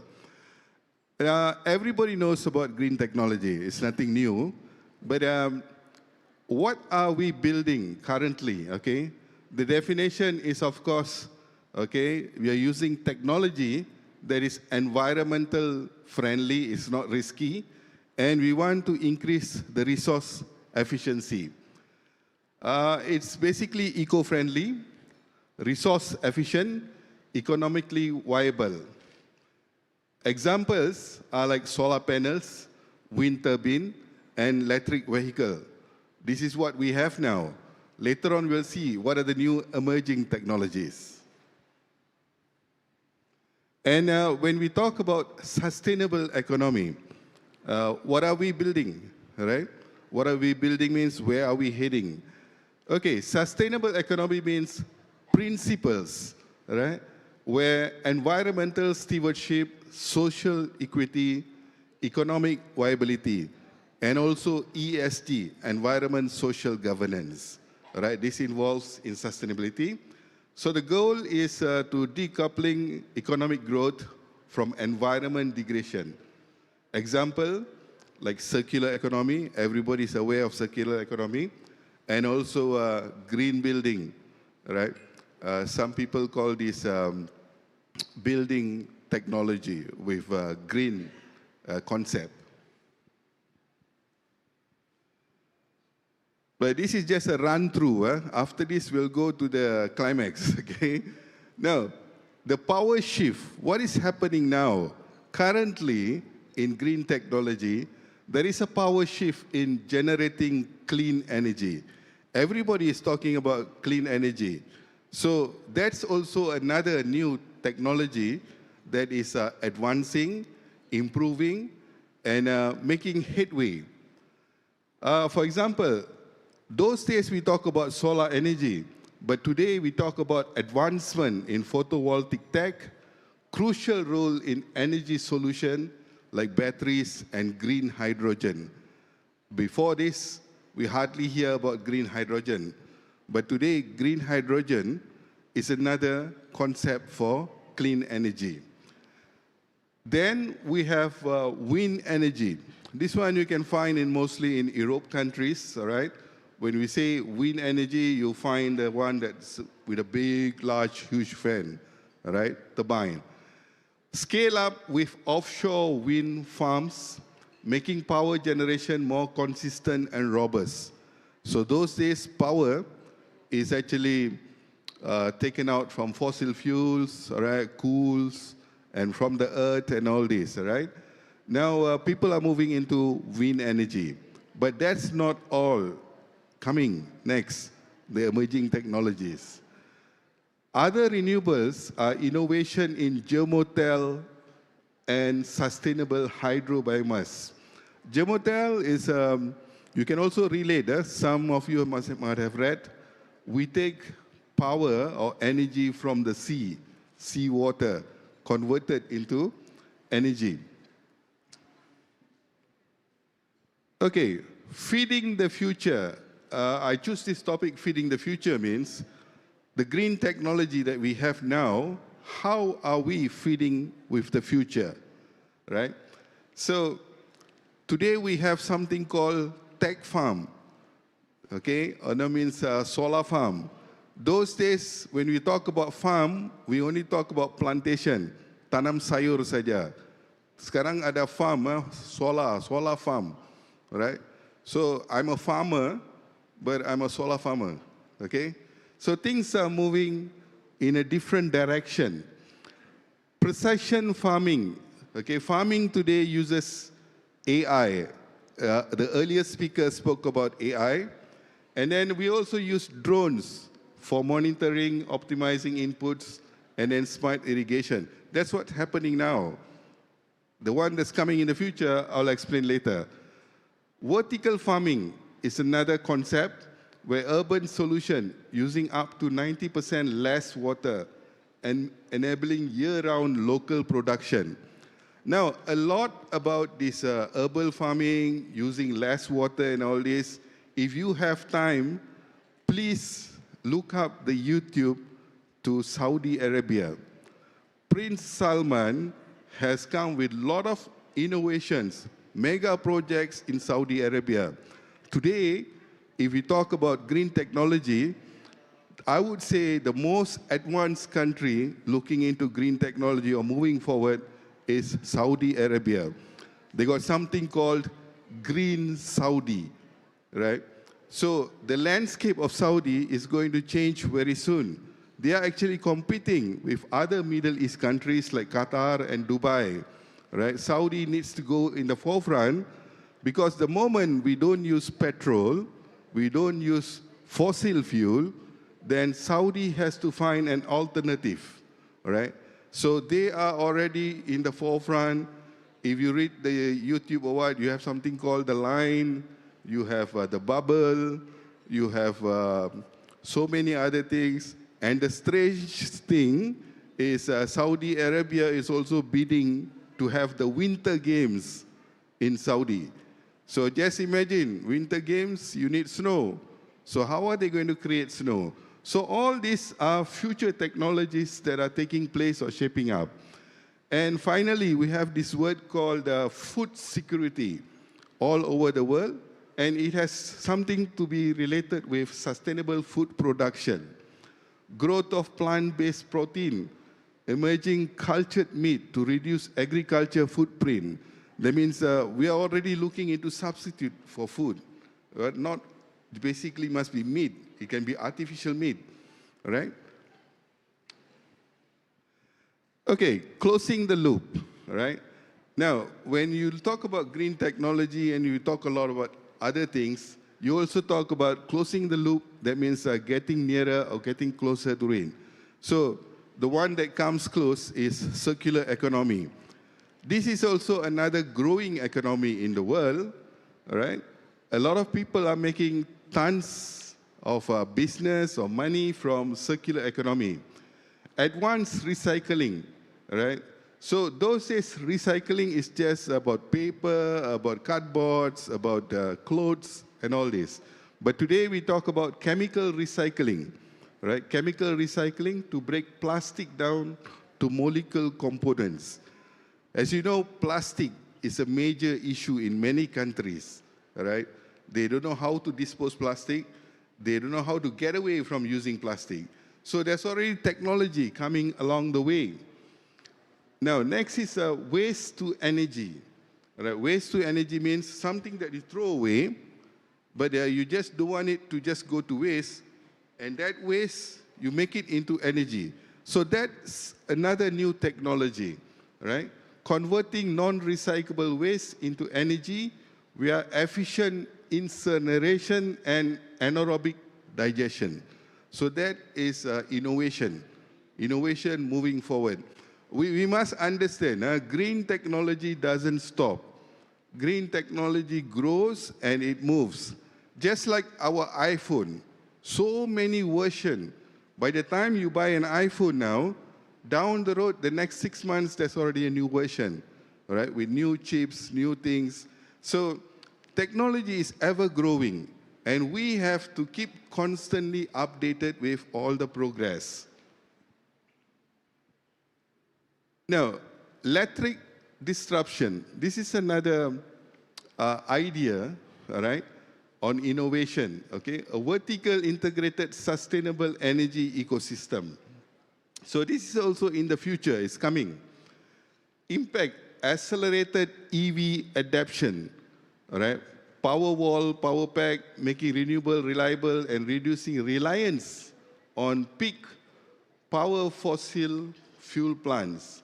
That means there is EV adoption. We are going to replace all the fossil fuel plants, right, with things that are new. Now, the takeaway here is green tech must be desirable, high-performing, and scalable. Right? So that is what we call green technology in the future. Right? The current one you have, yes, it's there. But emerging technologies, I'll touch in a short while. Now, the ultimate transformation for any green technology, for example, the benchmark or what we are looking at in the future.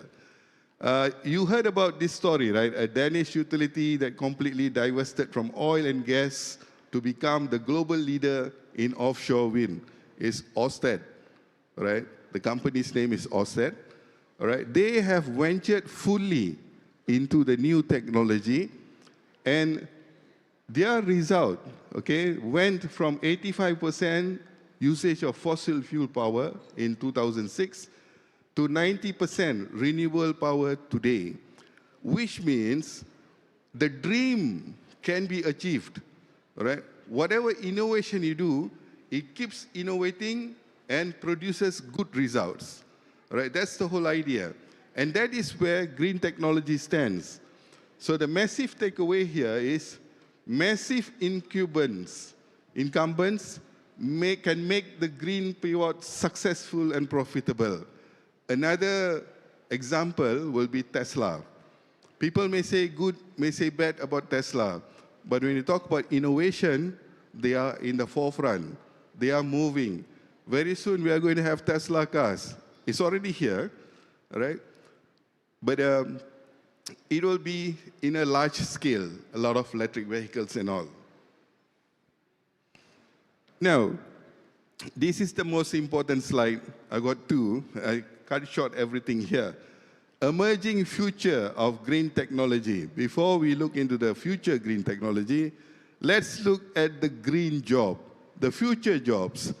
These jobs will relate you to the technologies that are about to appear in the next couple of years, or it's already down the pipeline.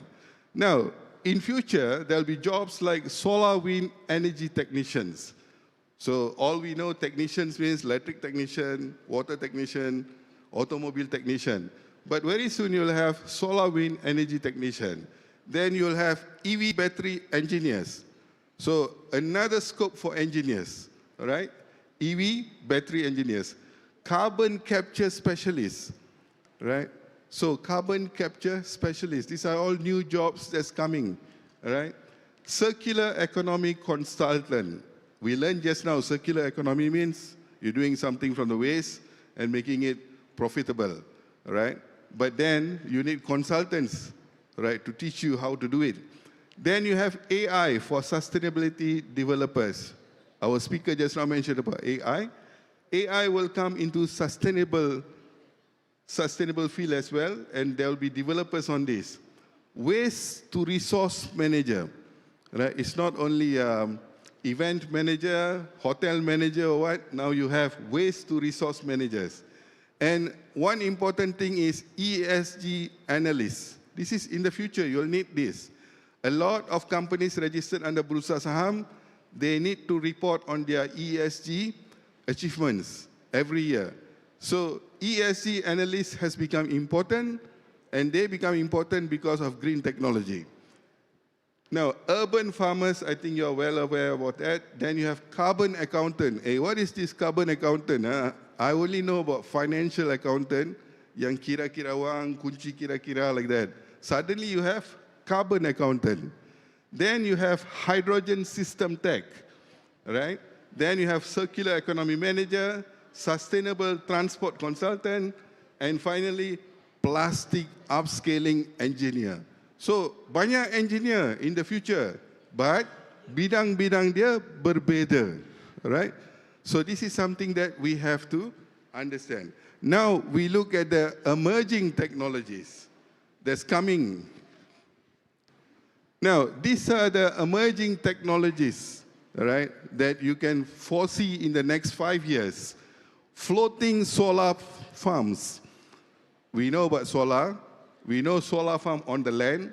But now we have floating solar farms in the sea, in the river. Then we have advanced energy storage. Right? Where do they store them? So you need to identify all this. Artificial photosynthesis. Right? Photosynthesis is there, but now we have artificial photosynthesis. Then we have electric aviation. Electric aviation is more on aviation, cars that fly, planes that fly, helicopters. All these are going to be battery operated, all right? Same like EV vehicle, that's the first eye-opener.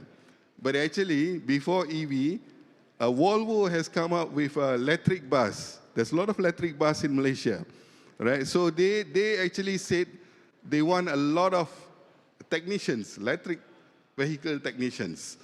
Okay, then we have something called high-altitude platform systems, then biochar. Now, the other one is ocean cleanup technologies. So all this while, we never clean up the ocean. We don't need anybody there. But today, first we clean up the land, and then now we need ocean cleanup technologies.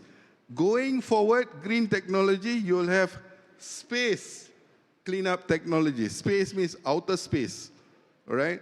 There's a lot of debris, banyak sampah-sampah in the angkasa lepas also. That will take soon. The technology will come. Then you have waste to energy. We just explained just now. Solar-powered desalination. Vertical farming is very popular, but it's catching up in most of the countries around the world. And finally, you have green materials. This is to support the built environment, all right, buildings and all.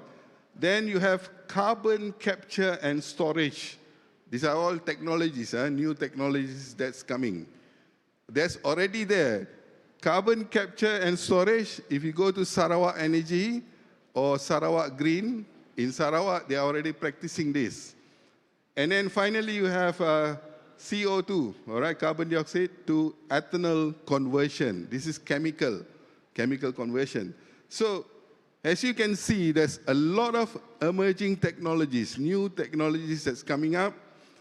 Together, green technology, together with artificial intelligence, all right, and IoT, this will be the future, all right?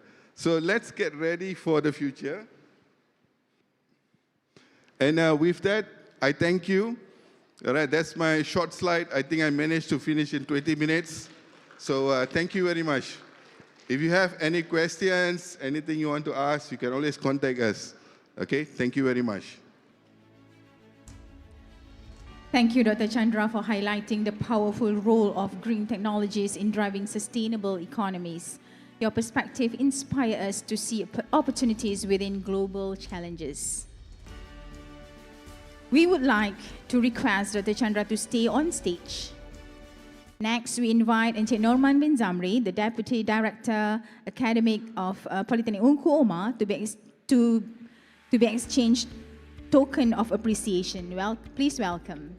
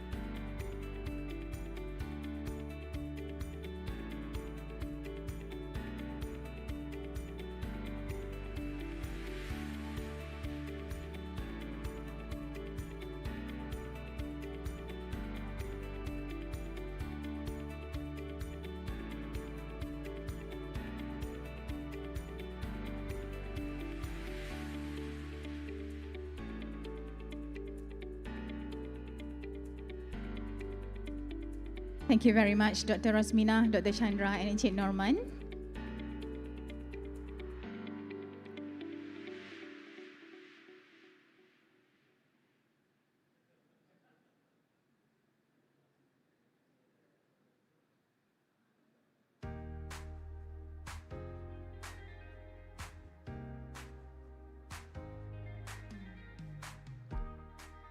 Ladies and gentlemen, our fourth keynote, Innovating Green Technology for Sustainable Advancement in Nano, Flexible and Wearable Engineering for a Better Future, will be delivered by Associate Professor in Senior Technologies Dr. Muhammad Azli bin Salim of University Technical Malaysia, Melaka. Please welcome Dr. Muhammad Azli.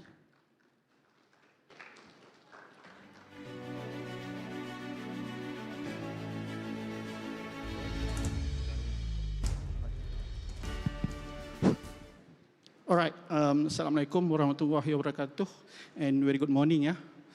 So basically, today is a long journey for us. Okay, I agree, a very long journey, start from 9 o'clock until today.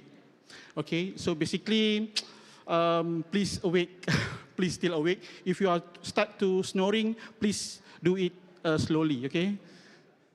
All right.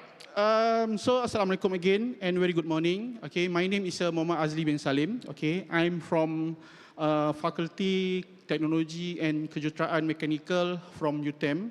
So for adik-adik kat bawah tu, from MTON Okay, we are from MTON. Habis diploma dekat Politeknik, boleh join UTM dekat Melaka.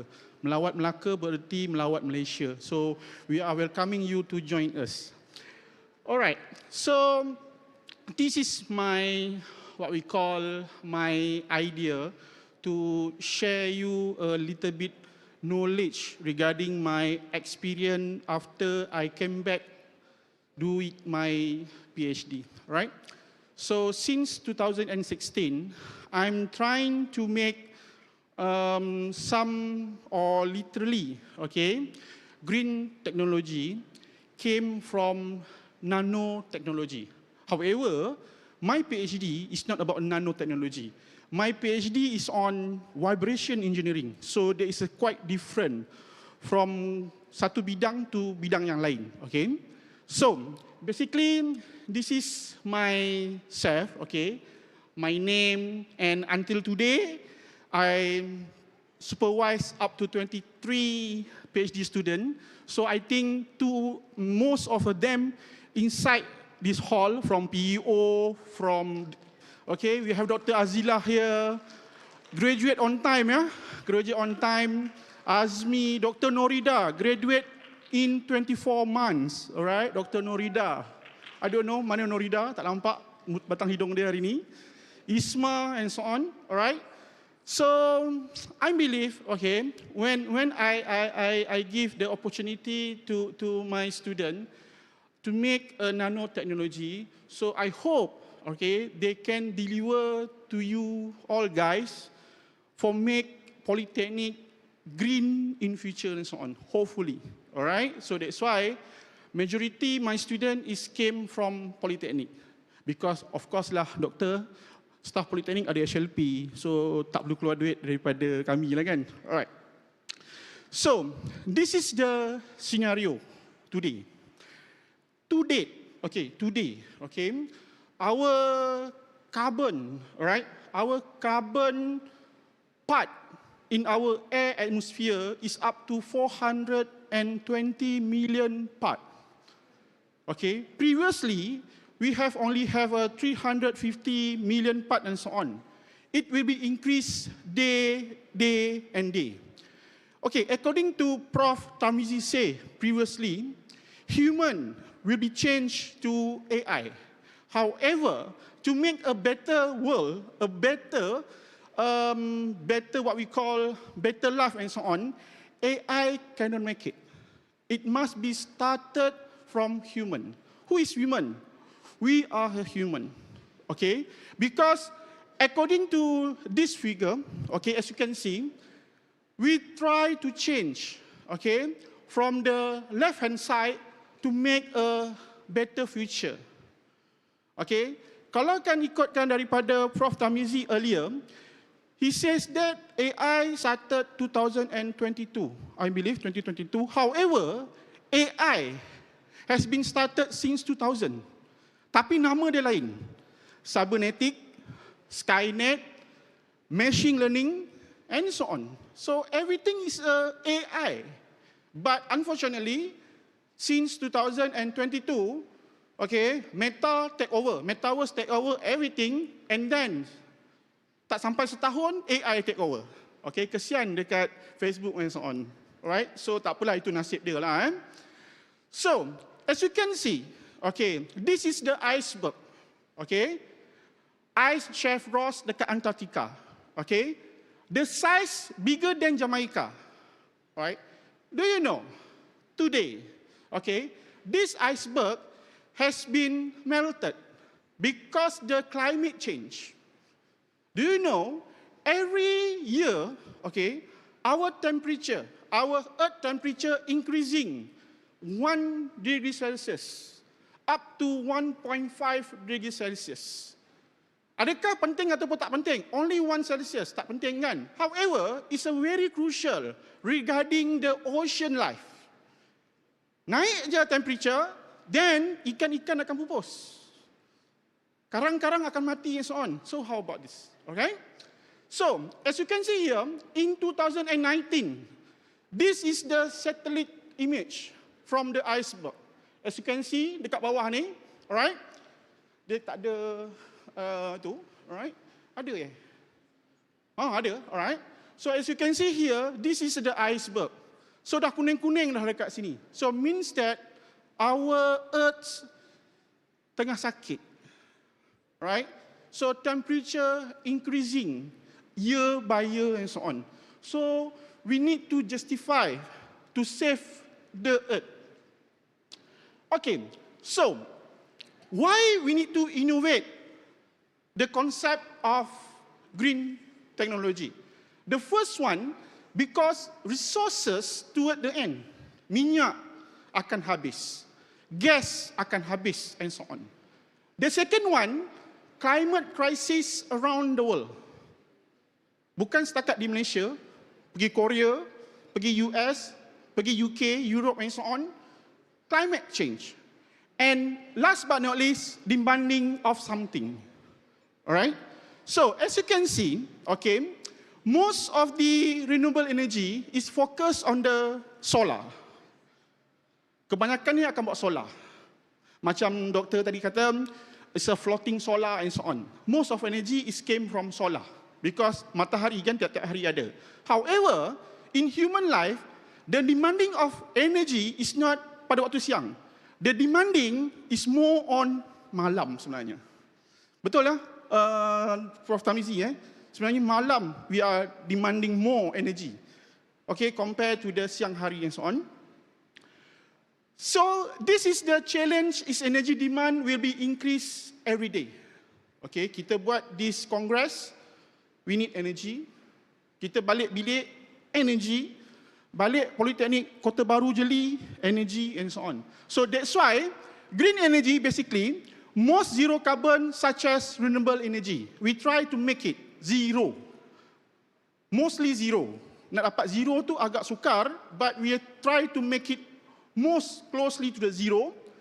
Blue energy, alright, very high probability in electrodialysis, and we also a waste to energy. Reverse engineering such as incineration and so on. Basically, this is not the possibility for us, but it's present reality in our life. So dia bukan dah orang kata possibility dalam bahasa Melayu apa, kebarangkalian untuk kita buat. No, this is the reality. Kita kena lakukan, alright? So, I just adopted this sentence. The past is beyond our control. We cannot make nothing for the past, alright? Yet, the future remain in our hand. Okay? Kita yang boleh ubah. We cannot direct the wind, but we can adjust the sail. Apa maksud dia? Kita tak boleh ubah this kind of dunia, but kita boleh mencorak dunia ni. Apa yang akan berlaku pada masa hadapan. Alright. So, basically, what we do, not I do, okay? We do, because I have my group, I have my student. That's why I use it we, okay? So, what we do is, we try to introduce the green nanotechnology. Many of them says, them is a researcher, says nanotechnology. But in our group, we call green nanotechnology. Why green? Because you use a carbon-based material. What is the difference between the carbon-based material and non-carbon-based material? Okay? Carbon-based material, dia boleh, orang kata, dia boleh hilang dalam environment. But for non-carbon material, it cannot hilang, dia tak boleh hilang. Contoh, alright? Kita pergi beli makanan, kita bungkus dengan polystyrene. Polystyrene 20 sen dekat luar, contohlah kan, harga 20 sen. Agak-agak berapa lama polystyrene tu akan hilang dekat muka bumi ni? 2 hari, hilanglah sebab orang buang, orang angkut dia buang, hilanglah kan.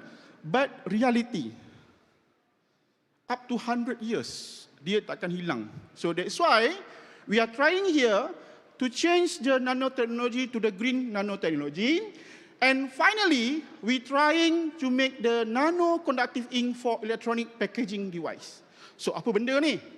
Okay. What do you know about the nanoscale? Pernah fikir tak, adik-adik semua yang kat belakang ya, sebab yang tuan-tuan semua ni mungkin dah tahu.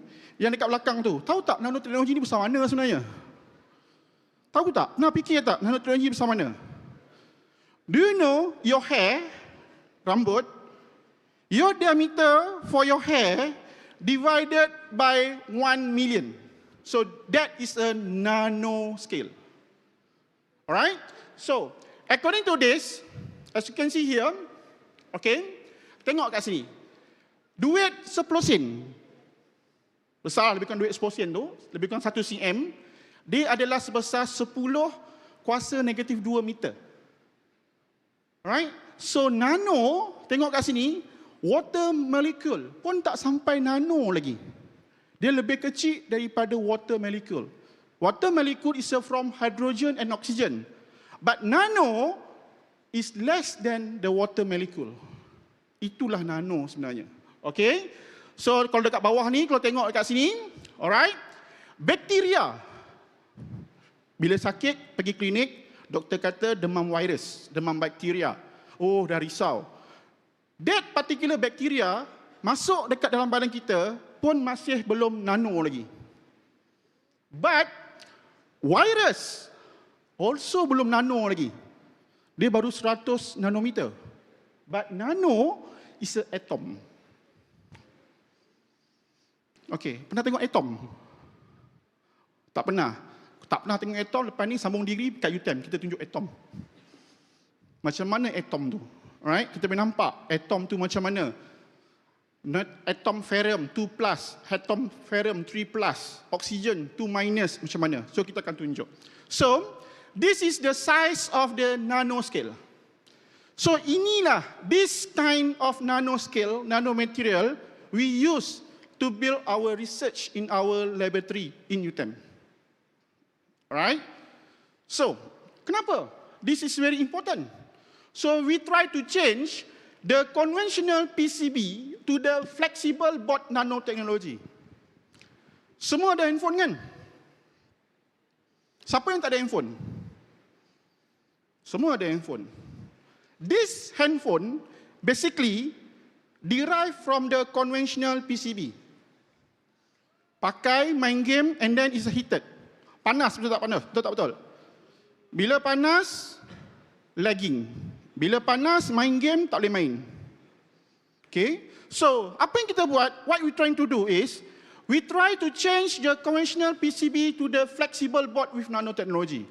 Where, this conventional PCB, printed circuit board, can be flexible. Why? Because in reality, PCB ni is not good for environment. Why? Because we have transistor, we have what we call capacitor and so on. Kita nak lekatkan on the PCB, we need to solder. Solder guna timah, guna tin. So the evaporation from the tin is not good from the greenhouse, rumah hijau, O3, ozone and so on. So when we change from this conventional PCB to the flexible board, we eliminate the tin usage. We use the carbon-based material. So when we use the carbon material, is we want to dispose the handphone, yet, the handphone can be disposed automatically. Dia tak akan lagi nak tunggu beratus tahun and so on. So that's why we trying to do. However, we only can use or do this in lab scale, not commercialized yet. That's why kami ni research kan, kami buat research, penelitikan, because we are doing small scale. Alright? So, what is the advantages of flexible board? They have 5 basically, the main advantages. The first one, energy. It's a low consumption. Second one, material, no hazardness, alright? The third one, more flexibility. Fourth one, renewable. And last but not least, is a sustained material. Oh, saya punya berapa minit ya untuk present? Macam dah lama ni, tak dapat surat lagi ya. Alright, terima kasih. Okay, the problem inside the electronic device is the electronic heat. So yang ni, percayalah yang tengah WhatsApp sekarang ni, handphone mesti panas. Because of this.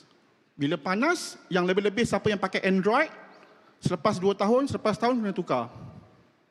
Because of this.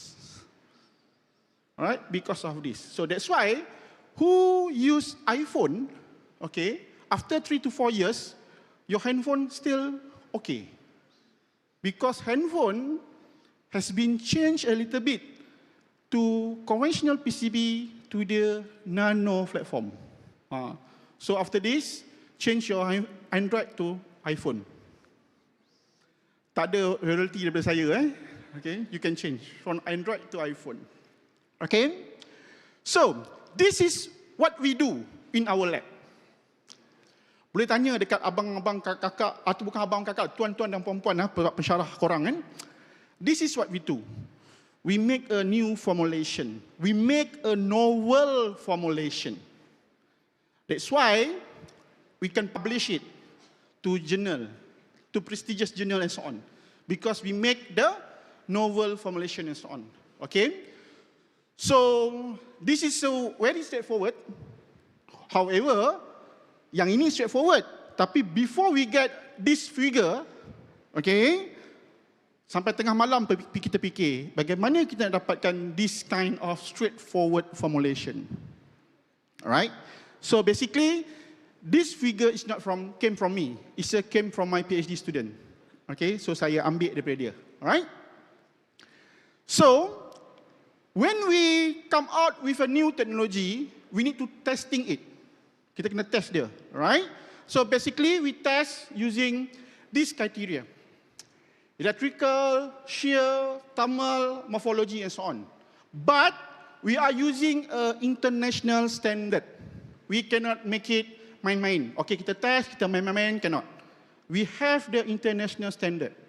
So when we tested our product, we tested our what we call our research. So this product basically ada daya saing. It's a rival to the previous punya product. Then we say, okay, it's a good enough. So dapatlah PhD. Tu yang dapat PhD and so on tu, alright? And then this is our finding, alright? So basically we know that, alright? So as you can see here, the temperature, okay? As you can see here, temperature increasing due to the time, but until some time, the temperature is saturated, so it's better. Okay, dah dapat surat cinta dah.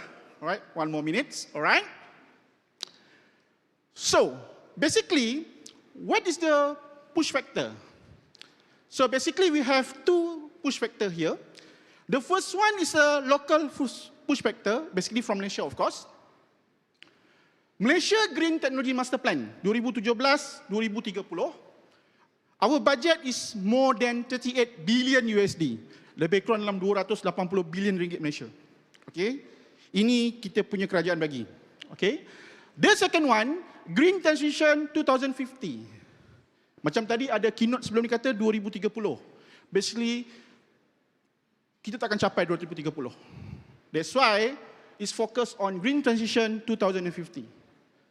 And then green investment for green tech. Okay? The second one is a global push factor. I'm not a pro-America, tapi just put here, okay? Just put here, because what America do is correct, true. Almost people say that, okay? National Nanotechnology Initiative, okay? Trump, Department Energy Fund, dia buat, Presiden Trump, invest 45 billion USD since 2015, and also Inflation Reduction Act. Sama juga macam kalau you ada Google ChatGPT, tengok carbon footprint, okay? Okay, so benda yang sama. And then this is the game changing. Kita akan cuba untuk game changing dalam textile. Textile is not our clothes, bukan. Textile tu maksudnya everything. Contohnya siapa yang ada sakit jantung nak tukar bateri, pakai jam and so on, that is a textile. E-skin, okay. Super capacitor in future. Sekarang ni kita dengar renewable energy. But today we also search about the super capacitor, and last but not least is biodegradable. Alright? So this is what we call our challenges. Okay, our challenging. The first one is a durability. How about the durability? Bagaimana boleh kesan dia? Okey ke tak okey? Scalability, boleh buat besar atau tak boleh buat kecil, atau kena buat sikit, buat banyak. Policy, kerajaan kena wujudkan polisi dan juga e-waste. And this is the vision for 2050. Okay, clean energy woven, personalization, smart city, carbon neutral factory and so on. Saya pinjam Chief Settle punya cakap. The earth does not belong to a man. Man belong to the earth. So where is a woman? Tak ada. Sebenarnya man tu untuk semua. Jangan kata nanti, oh, lelaki je buat kerja, yang perempuan tak payah. No, okay? Man is a all. So, better environment, of course, better tomorrow. So, itu je daripada saya. Terima kasih.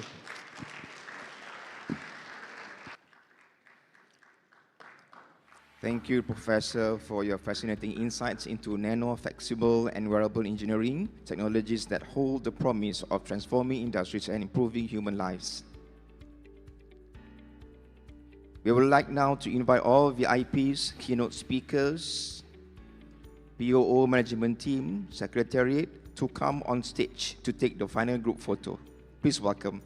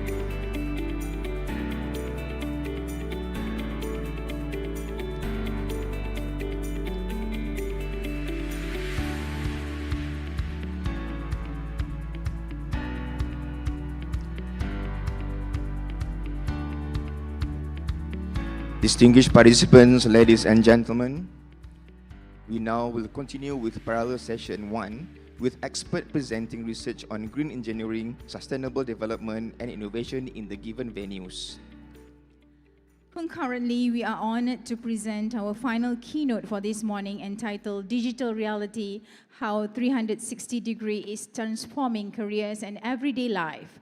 This address will be delivered by Muhammad Hairul Fadli bin Muhammad Hashim of Prestige Geometric Resources and will commence at Casuarina Room 6. We encourage all participants to engage actively, pose questions, and contribute your perspectives as we advance the global dialogue on sustainability. Thank you for your gracious presence this morning, and may the sessions ahead be enriching and inspiring. For that, I, Muhammad Zaki bin Yahya, and Fairuz Liza binti Shuhaimi signing off. Thank you. Thank you.